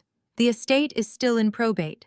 Until the forged will clears the final federal hurdles, this board retains the legal right to block any financial action that endangers the corporate entity. And we are blocking this." Kendrick looked like a cornered animal. He looked at the faces of the men and women sitting around the table, realizing that his intimidation tactics were failing. He was desperate. He needed that $100 million to pay off the cartel and keep his own kneecaps intact. He had to force the loan through no matter the cost. "Fine." Kendrick breathed heavily, his eyes darting frantically around the room. He reached into his jacket and pulled out a gold fountain pen. "You want to talk about liability. You want to talk about risk. I will absorb the risk." He flipped to the signature page of the toxic loan agreement. "I will personally underwrite the loan," Kendrick announced, his voice ringing with a false manic heroism. "I will sign a personal guarantee clause. If the company defaults, the debt falls entirely on me as the sole inheritor of the Winston Adams estate. I will put my name, my future, and my entire inheritance on the line to secure this cash. The board takes zero legal liability. It all rests on my shoulders." Robert stared at him, genuinely bewildered by the sheer magnitude of Kendrick's stupidity. "Kendrick, you cannot do that. You are pledging assets you do not fully control yet. If this goes wrong, they will take everything from you. They will take your homes, your cars, your future earnings. You will be personally liable for $100 million of toxic debt." "I am the sole heir," Kendrick yelled, slamming his hand down on the table again. "The forged will guarantees it. I am taking the risk because I am the only one brave enough to save this empire. Now, with the board fully shielded from personal liability, I am calling for a formal vote to authorize the transfer." The board members looked at each other, terrified and uncertain. They knew the loan was poison, but if Kendrick was arrogant enough to personally shield them from the legal fallout, they were out of options to stop him. The room descended into a heavy, suffocating silence. I sat perfectly still, my forensic accounting mind analyzing the beautiful, horrific perfection of the moment. Kendrick was willingly, eagerly tying a $100 million concrete block around his own ankles. He thought the forged will gave him the wealth to cover the risk. He did not know that the forged will was the very thing that made him the perfect scapegoat. I slowly raised my right hand into the air. Every eye in the boardroom snapped toward me. Kendrick looked at my raised hand as if it were a loaded weapon. Chloe narrowed her eyes, completely failing to understand what was happening. I completely support my son's decision, I said, my voice echoing clearly in the silent room. Robert looked at me horrified. Naomi, you cannot be serious. You know what this means. I know exactly what it means, Robert, I replied, meeting his gaze with absolute, unyielding calm. I turned my eyes to Kendrick, offering him a slow, chilling smile. Kendrick is a grown man. He has made his claim to the throne. He has demanded the right to rule. Let him bear the weight of the crown. Let him sign the liability papers. Kendrick stared at me, a brief, fleeting shadow of doubt crossing his manic features. He searched my face for a trick, for a trap, for a hidden agenda. But his desperation was too loud. The cartel deadline was ticking in his head. He looked down at the gold pen in his hand, then back up to the board. You heard her, Kendrick sneered, his arrogance rushing back in a tidal wave of relief. Even my mother knows when she is beaten. The board is shielded. I take the risk. The vote passes. Without hesitating for another second, Kendrick pressed the gold nib of the pen to the thick, expensive paper of the loan agreement. He scrawled his signature across the bottom of the personal guarantee clause, pressing so hard the ink bled through the page. He flipped to the next page and signed again and again, legally binding himself to the most dangerous predators in the global financial underworld. The fallout from the New Era Gala was instantaneous and catastrophic. Kendrick's $1 million botanical garden celebration, meant to be his ultimate coronation, had morphed into a highly publicized execution. The Atlanta socialites who had eagerly sipped my son's champagne were suddenly rushing for the exits, desperately trying to distance themselves from a man who had just been foreclosed on in front of the entire city. The whispers in the garden shifted from admiration to sheer, unadulterated panic. Kendrick was left standing near the ice sculptures, staring at his phone, as the automated alerts from the commercial bank confirmed the total loss of the Eastern Seaboard shipping ports. He had lost his primary collateral. The $74 million was still missing, locked safely inside my impenetrable Vanguard accounts. He had absolutely no liquid capital, his domestic infrastructure was gone, and his cartel creditors were aggressively demanding their money. In a state of complete, blinding panic, Kendrick called an emergency meeting of the Adams Logistics Board of Directors for the very next morning. The atmosphere inside the executive boardroom was suffocating. The massive mahogany table, a piece of furniture Winston had specifically commissioned when he founded the company, felt entirely too large for the frantic boy pacing at its head. Kendrick was unraveling in real time. He was sweating through his bespoke suit, his eyes bloodshot and erratic. He had not come alone. Kendrick had brought his own twisted royal court to back him up. Chloe sat to his right, her posture unnaturally stiff.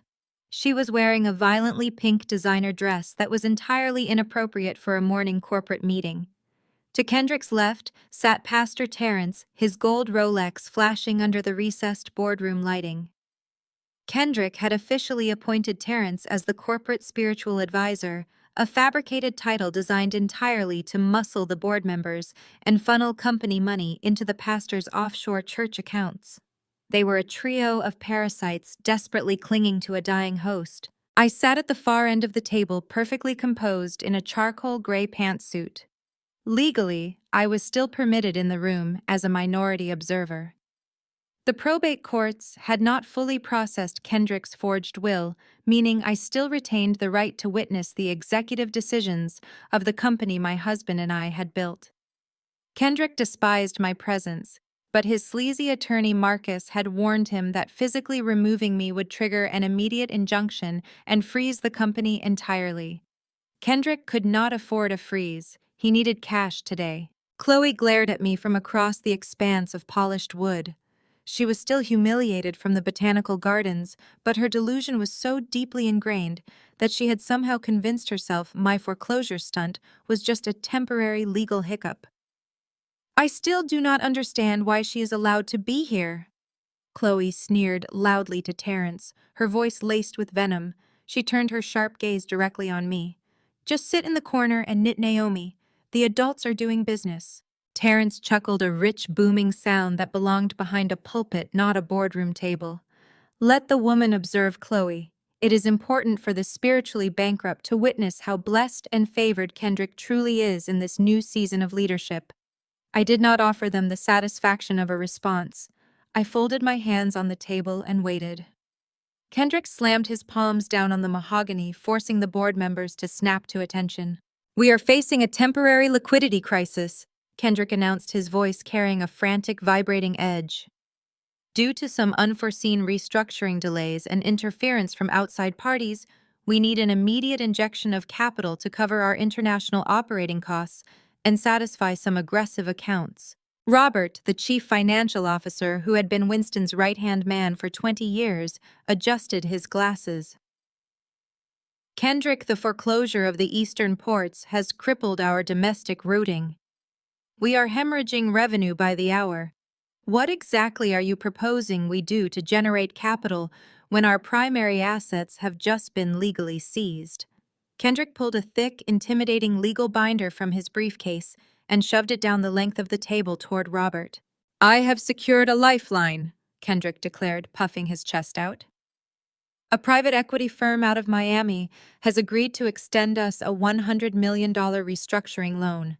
The cash will be wired directly into our primary holding account by the end of business today. It solves everything. It gives us the runway we need to crush the foreclosure injunction and get the fleet moving again." Robert opened the binder. As the seasoned CFO scanned the terms of the loan, the color drained entirely from his weathered face. He looked up at Kendrick in absolute horror. "Are you out of your mind?" Robert asked, his voice shaking with disbelief.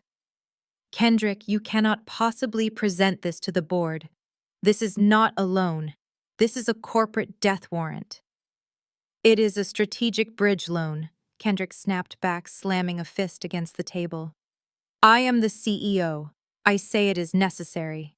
"It is a toxic mezzanine debt trap," Robert argued, flipping the pages so hard they nearly tore. "The interest rate is 45% compounding monthly. The collateral demands are total and absolute. They are asking us to pledge the company's intellectual property, our global routing algorithms, our international trucking fleets, and every single remaining warehouse. If we miss a single payment, this equity firm gains immediate, uncontested ownership of Adams Logistics. They will strip it down for parts and leave us with nothing." The other board members erupted in outrage.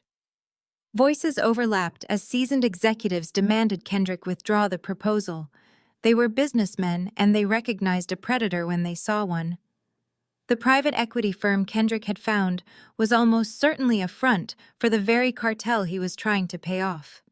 The syndicate was offering him a fake lifeline, loaning him their own dirty money at impossible rates so they could legally seize the entire legitimate corporate structure of Adams Logistics when he inevitably defaulted. It was a brilliant, vicious laundering scheme, and my son was too blinded by his own panic to see the jaws of the trap closing around him. "Order!" Kendrick bellowed, his face turning a dangerous shade of purple. "I am not asking for your permission. I am bringing this to a vote because corporate bylaws require it, but I will not let a bunch of cowards let my father's company go under because you are afraid of a little aggressive financing. Your father would fire you on the spot for even bringing this garbage into his boardroom." Robert fired back, standing up from his chair. "We will not vote for this. No sane board of directors will authorize the company to take on this level of toxic liability. It is fiduciary suicide." Chloe stood up, her designer heels clicking sharply against the floor. She pointed an accusing finger at Robert. "Do not talk to my husband like that. Kendrick is the sole heir. Winston left the entire empire to him. He owns it, not you. If he says the company needs this money to survive, then you sign the papers." "Actually, Mrs. Adams," the head of the legal department interjected dryly, "Kendrick does not own it yet. The estate is still in probate. Until the forged will clears the final federal hurdles, this board retains the legal right to block any financial action that endangers the corporate entity. And we are blocking this." Kendrick looked like a cornered animal. He looked at the faces of the men and women sitting around the table, realizing that his intimidation tactics were failing. He was desperate. He needed that $100 million to pay off the cartel and keep his own kneecaps intact. He had to force the loan through no matter the cost. Fine. Kendrick breathed heavily, his eyes darting frantically around the room. He reached into his jacket and pulled out a gold fountain pen. You want to talk about liability. You want to talk about risk. I will absorb the risk. He flipped to the signature page of the toxic loan agreement. I will personally underwrite the loan, Kendrick announced, his voice ringing with a false, manic heroism. I will sign a personal guarantee clause. If the company defaults, the debt falls entirely on me as the sole inheritor of the Winston Adams estate. I will put my name, my future, and my entire inheritance on the line to secure this cash. The board takes zero legal liability. It all rests on my shoulders. Robert stared at him, genuinely bewildered by the sheer magnitude of Kendrick's stupidity. Kendrick, you cannot do that. You are pledging assets you do not fully control yet. If this goes wrong, they will take everything from you. They will take your homes, your cars, your future earnings. You will be personally liable for $100 million of toxic debt. I am the sole heir, Kendrick yelled, slamming his hand down on the table again. The forged will guarantees it. I am taking the risk because I am the only one brave enough to save this empire. Now, with the board fully shielded from personal liability, I am calling for a formal vote to authorize the transfer. The board members looked at each other, terrified and uncertain. They knew the loan was poison, but if Kendrick was arrogant enough to personally shield them from the legal fallout, they were out of options to stop him. The room descended into a heavy, suffocating silence. I sat perfectly still, my forensic accounting mind analyzing the beautiful, horrific perfection of the moment. Kendrick was willingly, eagerly tying a $100 million concrete block around his own ankles. He thought the forged will gave him the wealth to cover the risk. He did not know that the forged will was the very thing that made him the perfect scapegoat. I unexpectedly raised my right hand into the air. Every eye in the boardroom snapped toward me. Kendrick looked at my raised hand, as if it were a loaded weapon. Chloe narrowed her eyes, completely failing to understand what was happening. I completely support my son's decision, I said, my voice echoing clearly in the silent room. Robert looked at me horrified. Naomi, you cannot be serious. You know what this means. I know exactly what it means, Robert, I replied, meeting his gaze with absolute unyielding calm. I turned my eyes to Kendrick, offering him a slow, chilling smile. Kendrick is a grown man. He has made his claim to the throne. He has demanded the right to rule. Let him sign the liability papers. Kendrick stared at me, a brief, fleeting shadow of doubt crossing his manic features. He searched my face for a trick, for a trap, for a hidden agenda. But his desperation was too loud. The cartel deadline was ticking in his head. He looked down at the gold pen in his hand, then back up to the board. You heard her. Kendrick sneered, his arrogance rushing back in a tidal wave of relief. Even my mother knows when she is beaten. The board is shielded. I take the risk. The vote passes. Kendrick eagerly pressed the gold nib of his pen to the thick, expensive paper of the loan agreement. He scrawled his signature across the bottom of the personal guarantee clause, pressing so hard the ink bled through the page. He flipped to the next page and signed again and again, legally binding himself to the most dangerous predators in the global financial underworld, sealing his own doom. The fireplace in my private study crackled, the warm golden light dancing across the polished hardwood floors. I sat in a high-backed leather armchair, a cup of Earl Grey tea resting delicately in my hand. The encrypted phone pressed against my ear transmitted the pathetic, wet sounds of Kendrick hyperventilating in his federal holding cell. His desperate apologies echoed through the receiver, a frantic symphony of terror and realization. Mom, please say something. Kendrick sobbed, his breath hitching. I will sign everything back over to you. I will confess to the forgery. Just wire the $74 million to a retainer account. You cannot let me rot in here. I took a slow, deliberate sip of my tea. The warmth bloomed in my chest, a stark contrast to the absolute freezing void I felt toward the boy crying on the other end of the line.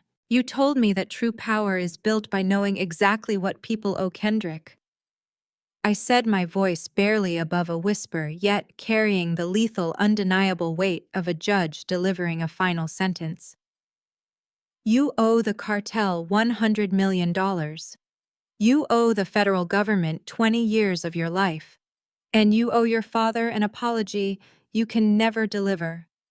Mom, no, please, he pleaded, the raw terror cracking his voice into a high, unrecognizable pitch.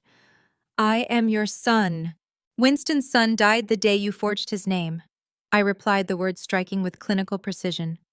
The man on this phone is just a liability, and Vanguard Financial Forensics does not finance toxic liabilities.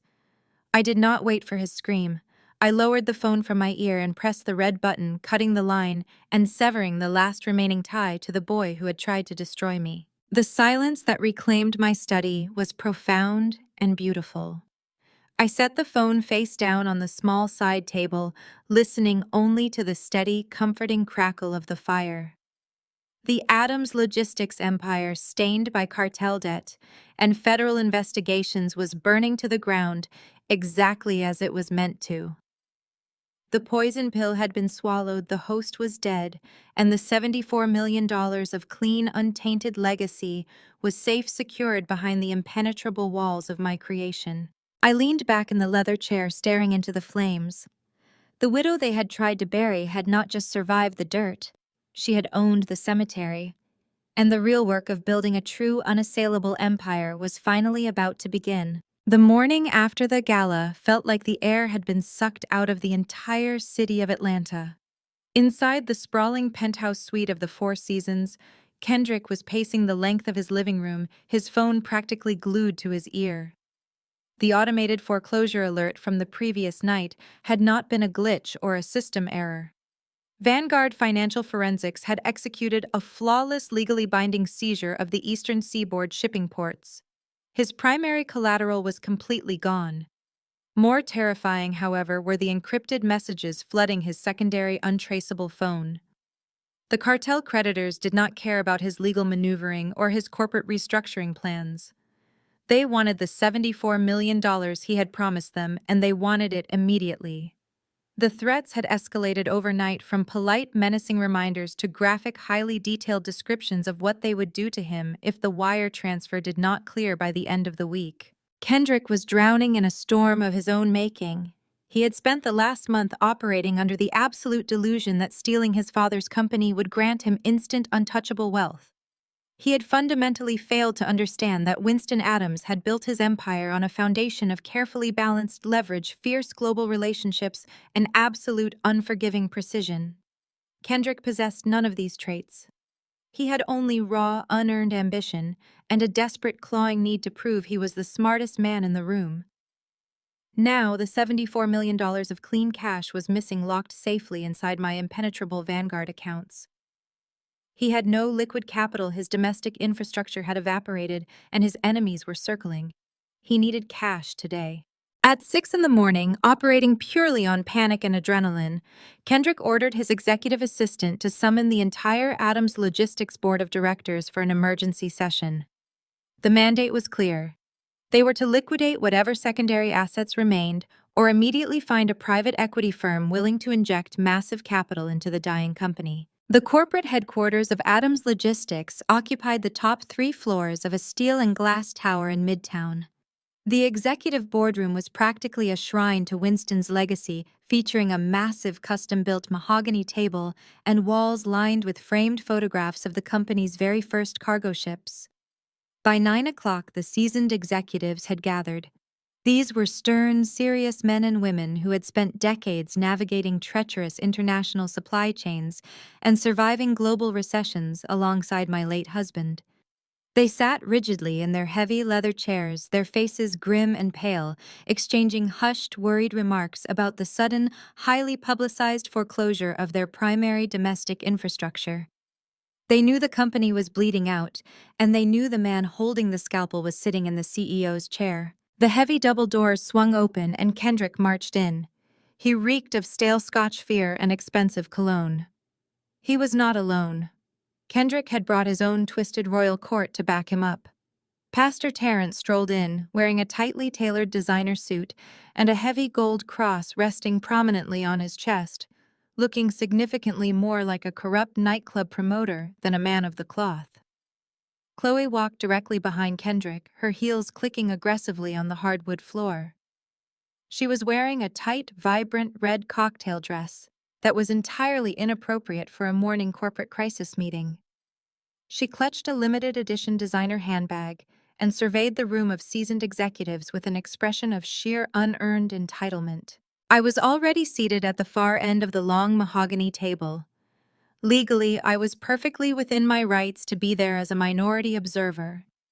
The local probate courts had not fully processed Kendrick's forged will, meaning I still retained the unquestionable right to witness the executive decisions of the company my husband and I had built from the ground up.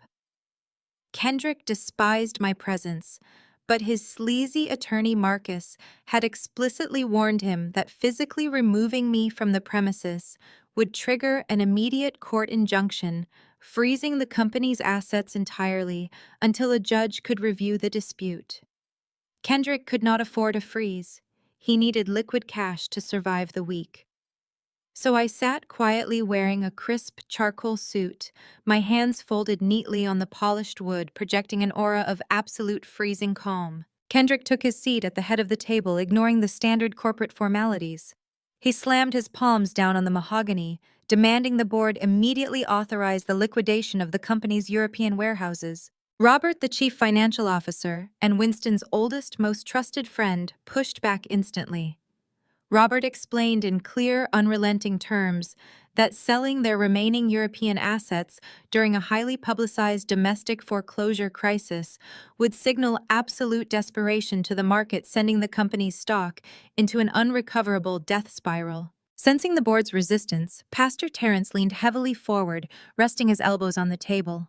He deployed his deep, booming pulpit voice, attempting to verbally muscle the seasoned executives. He told them they lacked faith in Kendrick's divine vision, that this was a necessary season of pruning before a glorious season of harvest, and that unseen spiritual warfare was causing these temporary financial setbacks. The board members stared at him in absolute stunned disbelief. They were logistics experts dealing with a massive corporate liquidity crisis, and they were being lectured about spiritual pruning by a man wearing a platinum watch bought with embezzled corporate funds. Chloe, deciding to assert her own fabricated dominance, looked down the length of the table directly at me. Her lips curled into a vicious, ugly sneer. "I do not even know why she is allowed to be in this building," Chloe announced, her voice echoing shrilly against the glass walls of the boardroom. "Just sit in the corner and knit, Naomi. The adults are doing business." I did not flinch. I did not offer her the satisfaction of a reaction. I simply maintained my calm, unyielding gaze, watching them actively dig their own graves. Kendrick slammed his hand on the table again to regain control of the room. If they would not liquidate the European assets, he had a backup plan. He pulled a thick, intimidating legal binder from his leather briefcase and shoved it aggressively down the length of the table toward Robert. Kendrick announced with a terrifying level of misguided pride that he had secured a massive restructuring loan from an aggressive private equity firm out of Miami. The firm was willing to wire $100 million directly into the corporate holding account by the end of the day. Robert opened the binder and began scanning the dense legal documents. As he read, the color rapidly drained from his weathered face. His hands actually started to shake. The seasoned CFO looked up at Kendrick in sheer, unadulterated horror. This was not a standard corporate bridge loan. It was a toxic, predatory mezzanine debt trap. The interest rate was astronomical, compounding monthly at a rate designed to guarantee failure. The collateral demands were absolute and draconian. Kendrick was proposing that they pledge the company's intellectual property, their global routing algorithms, and every single remaining truck in their international fleet as collateral. If the company missed a single exorbitant monthly payment, the private equity firm would gain immediate uncontested ownership of the entire Adams Logistics empire. The private equity firm was, of course, a thinly veiled front. It was a shell company operated by the very cartel syndicate Kendrick was desperately trying to pay off. The syndicate was offering him a fake lifeline, loaning him their own dirty money at impossible rates, so they could legally seize the legitimate corporate structure of Adams Logistics when he inevitably defaulted. It was a brilliant, vicious laundering maneuver, and my son was too blinded by panic to see the jaws of the trap closing tight around his neck. Robert flatly refused to sign off on it.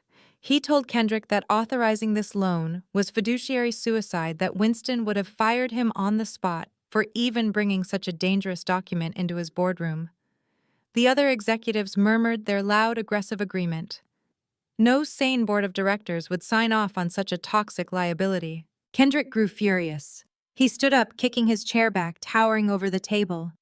He declared that he was not asking for their permission, he was forcing a corporate vote. He shouted that he was the sole inheritor of the Winston Adams estate, the undisputed owner of the empire, thanks to the new will. He told the terrified board members that he would personally absorb all the risk. He would sign a personal guarantee clause. If the company defaulted, the crushing $100 million liability would fall entirely on him as the sole heir. The board, he argued, would be completely shielded from the financial and legal fallout. The room fell dead silent. The board members looked at each other, paralyzed by the sheer staggering magnitude of Kendrick's stupidity. They knew the loan was absolute poison, but if Kendrick was arrogant enough to personally shield them from the legal consequences, they had no leverage left to stop him. He was willingly tying a massive lethal anchor around his own neck, completely convinced he could swim. In the heavy, suffocating silence of the boardroom, I slowly raised my hand. Every head turned toward me. Kendrick stared at me, his chest heaving, his eyes wide with a mixture of raw hatred and sudden paralyzing suspicion. Chloe gripped the edge of the mahogany table, her manicured nails digging into the wood, completely failing to understand the gravity of the moment. "I completely support my son's decision," I said, my voice cutting through the tension with crystal clear, freezing authority. "Let him sign the liability papers." Kendrick blinked, genuinely shocked by my endorsement. His arrogance immediately flooded back, masking his panic. He sneered, fully believing he had finally broken me, believing I was conceding defeat in front of his father's loyal executives. Without hesitating for another second, Kendrick grabbed his gold fountain pen, flipped to the back of the toxic loan agreement, and eagerly signed his name across the personal guarantee clause. He signed away his future, his freedom, and his life, eagerly sealing his own doom. The moment the ink dried on that final page, a wave of profound, intoxicating delusion washed over my son. The $100 million of toxic mezzanine debt hit the corporate holding accounts by mid-afternoon. Operating with the reckless confidence of a man who believed he had just outsmarted the devil, Kendrick immediately authorized a massive wire transfer to satisfy his violent cartel creditors. He was completely oblivious to the fatal reality of what he had just done. By moving that specific capital, he had electronically and legally linked the legitimate corporate structure of Adams Logistics directly to a known international money laundering syndicate. To Kendrick, however, the crisis was entirely averted. He felt utterly invincible. To celebrate his perceived genius and to violently crush the lingering rumors of his financial ruin, Kendrick instructed Chloe to organize the most extravagant event Buckhead had ever witnessed.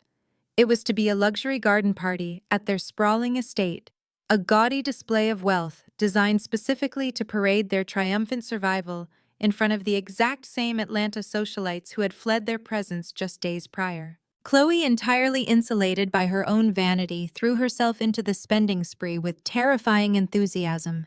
She burned through hundreds of thousands of dollars in a matter of hours. She commissioned towering arches of imported white orchids, hired a renowned string quartet, and ordered literal walls of vintage champagne. For her own personal triumph, she secured the ultimate centerpiece, a breathtaking $250,000 diamond necklace purchased using the freshly laundered corporate loan money. By Saturday afternoon, the manicured lawns of the Buckhead estate were transformed into a sprawling playground for the wealthy elite. Lured by the sheer, unapologetic extravagance, the high society of Atlanta returned in droves.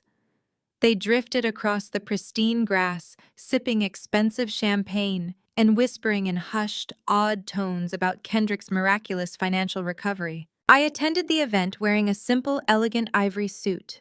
I stood quietly near the stone fountain at the edge of the property, sipping a glass of sparkling water, entirely unnoticed by the sea of vibrant silk and tailored linen. I was not there to celebrate.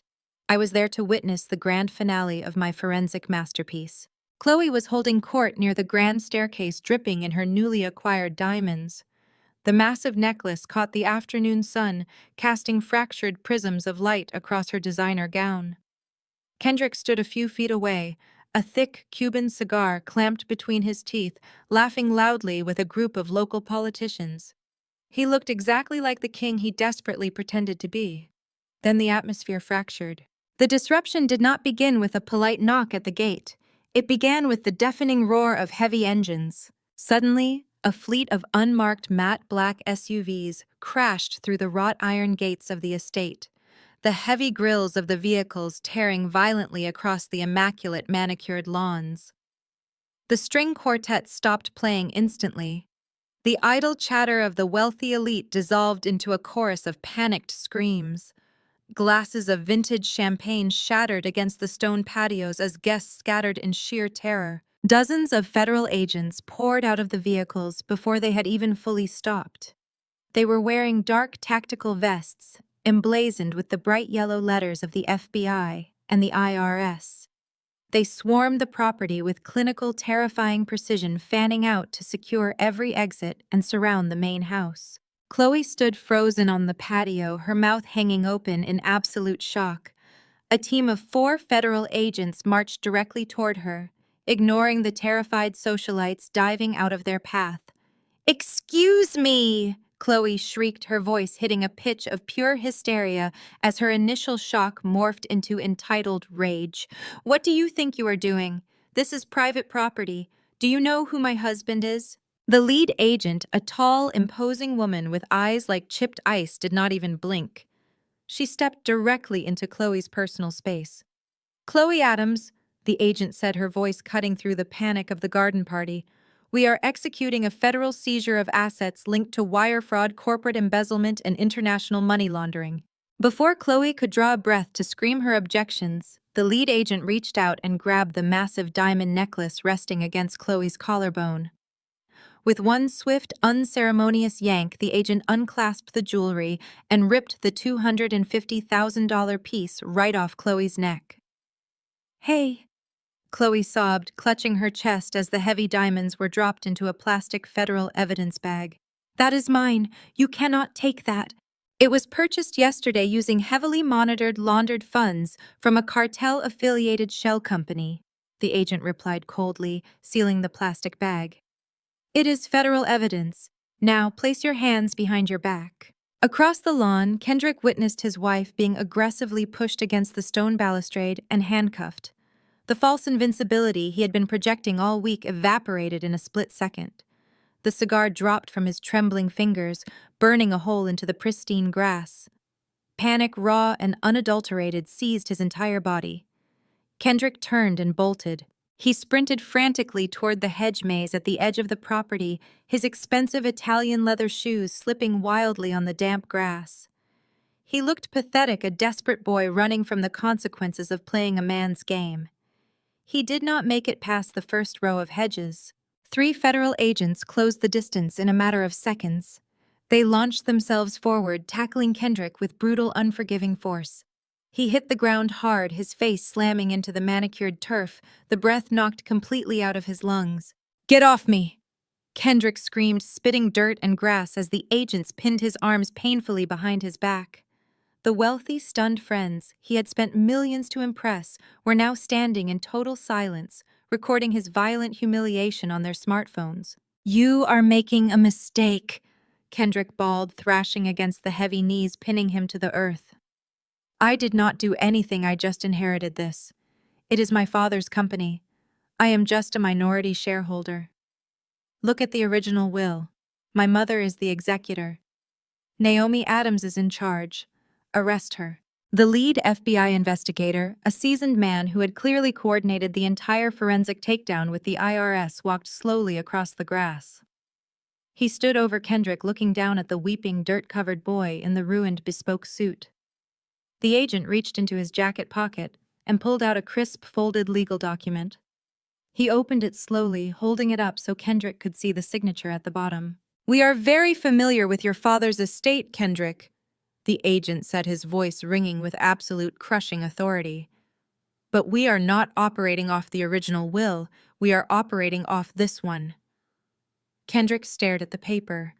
It was the forged will, the very document he had illegally submitted to the probate court to steal the empire.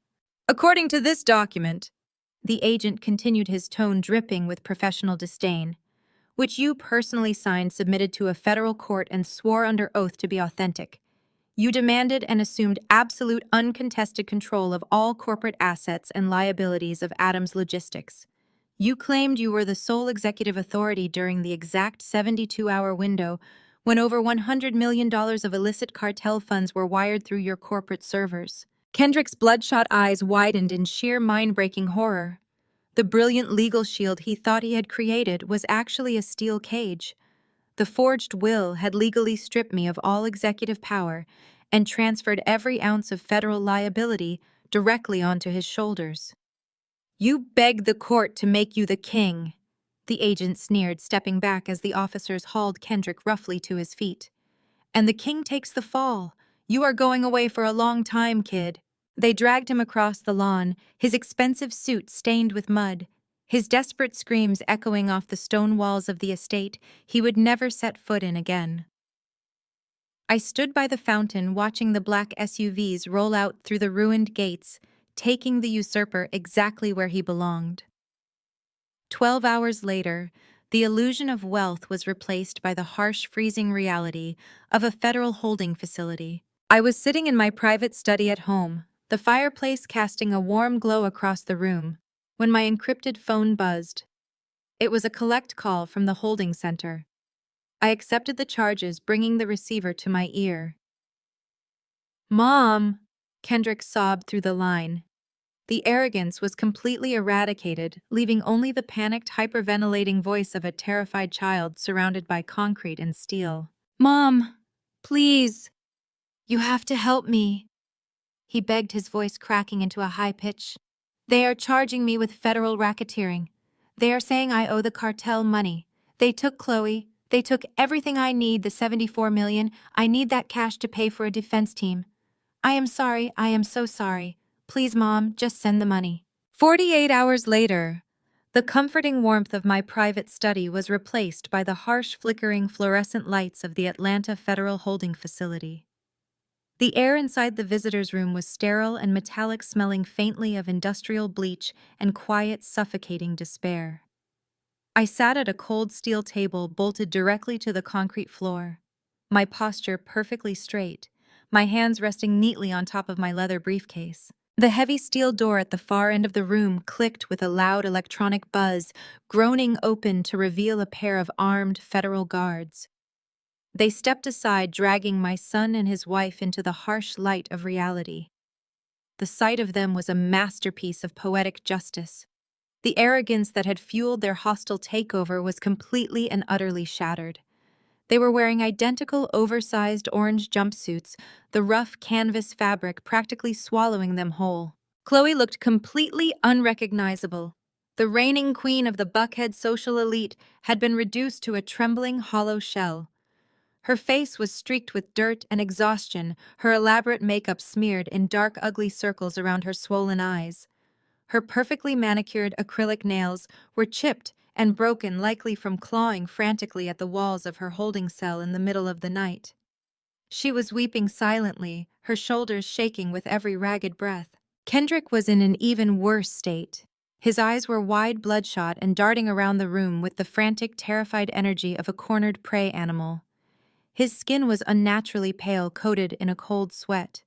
The bespoke suits, the Cuban cigars, the imported scotch, all the props he had used to play the role of a titan, had been stripped away, leaving only a scared, pathetic boy.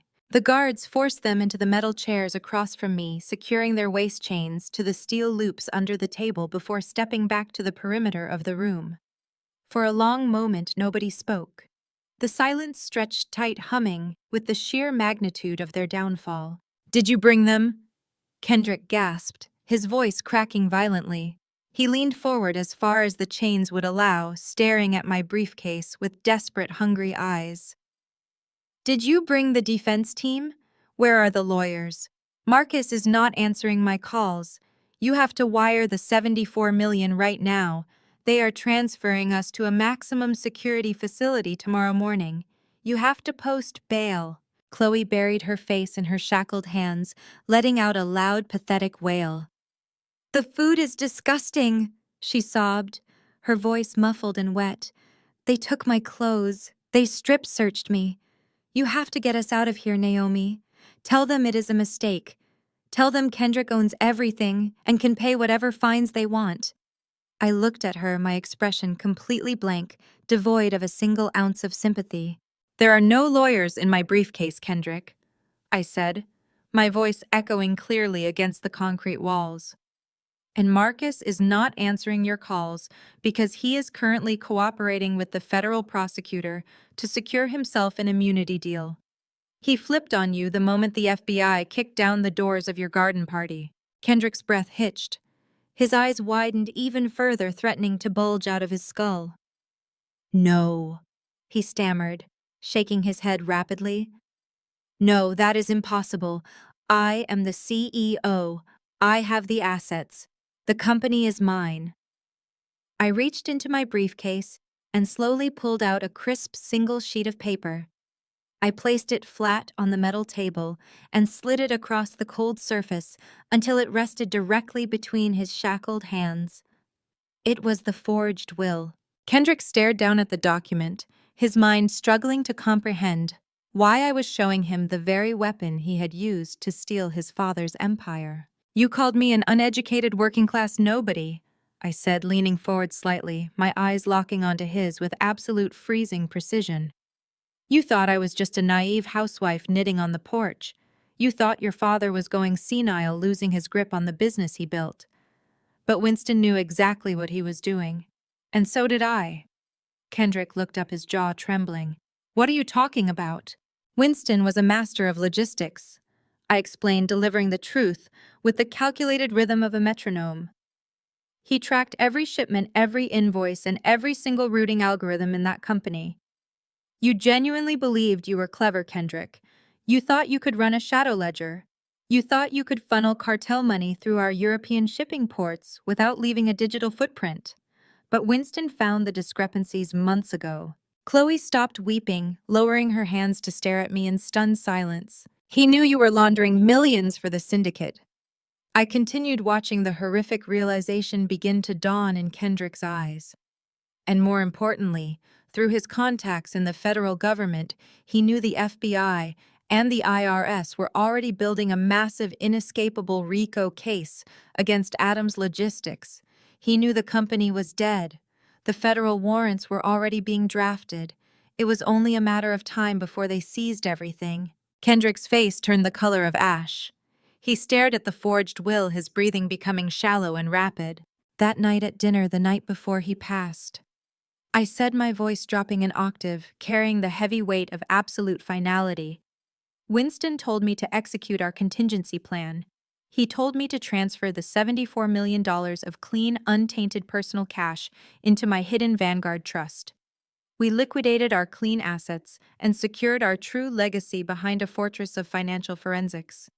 We intentionally left you the company, Kendrick, but we left you an empty, rotting shell, a corporate corpse completely infected with cartel debt and federal warrants." "No," Kendrick whispered, shaking his head frantically, refusing to accept the brilliant, terrifying trap he had walked directly into. "If you had just accepted the original will," I said, shaking my head with mock pity.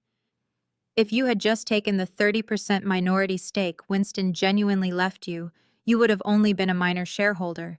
When the feds raided the headquarters, they would have dissolved the company peacefully, and you would have been shielded from the executive fallout by a wall of plausible deniability. You would have walked away broke, but you would have walked away free. I tapped my perfectly manicured fingernail against the forged signature on the document resting in front of him. But your greed, I said the word dripping with pure venom.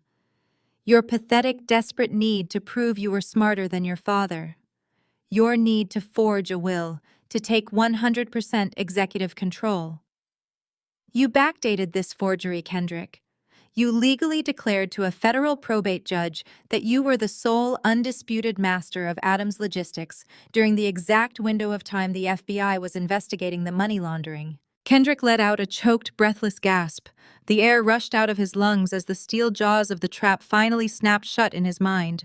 By stealing the company, I concluded, offering him a slow, chilling smile, you legally confessed to all of the company's federal crimes.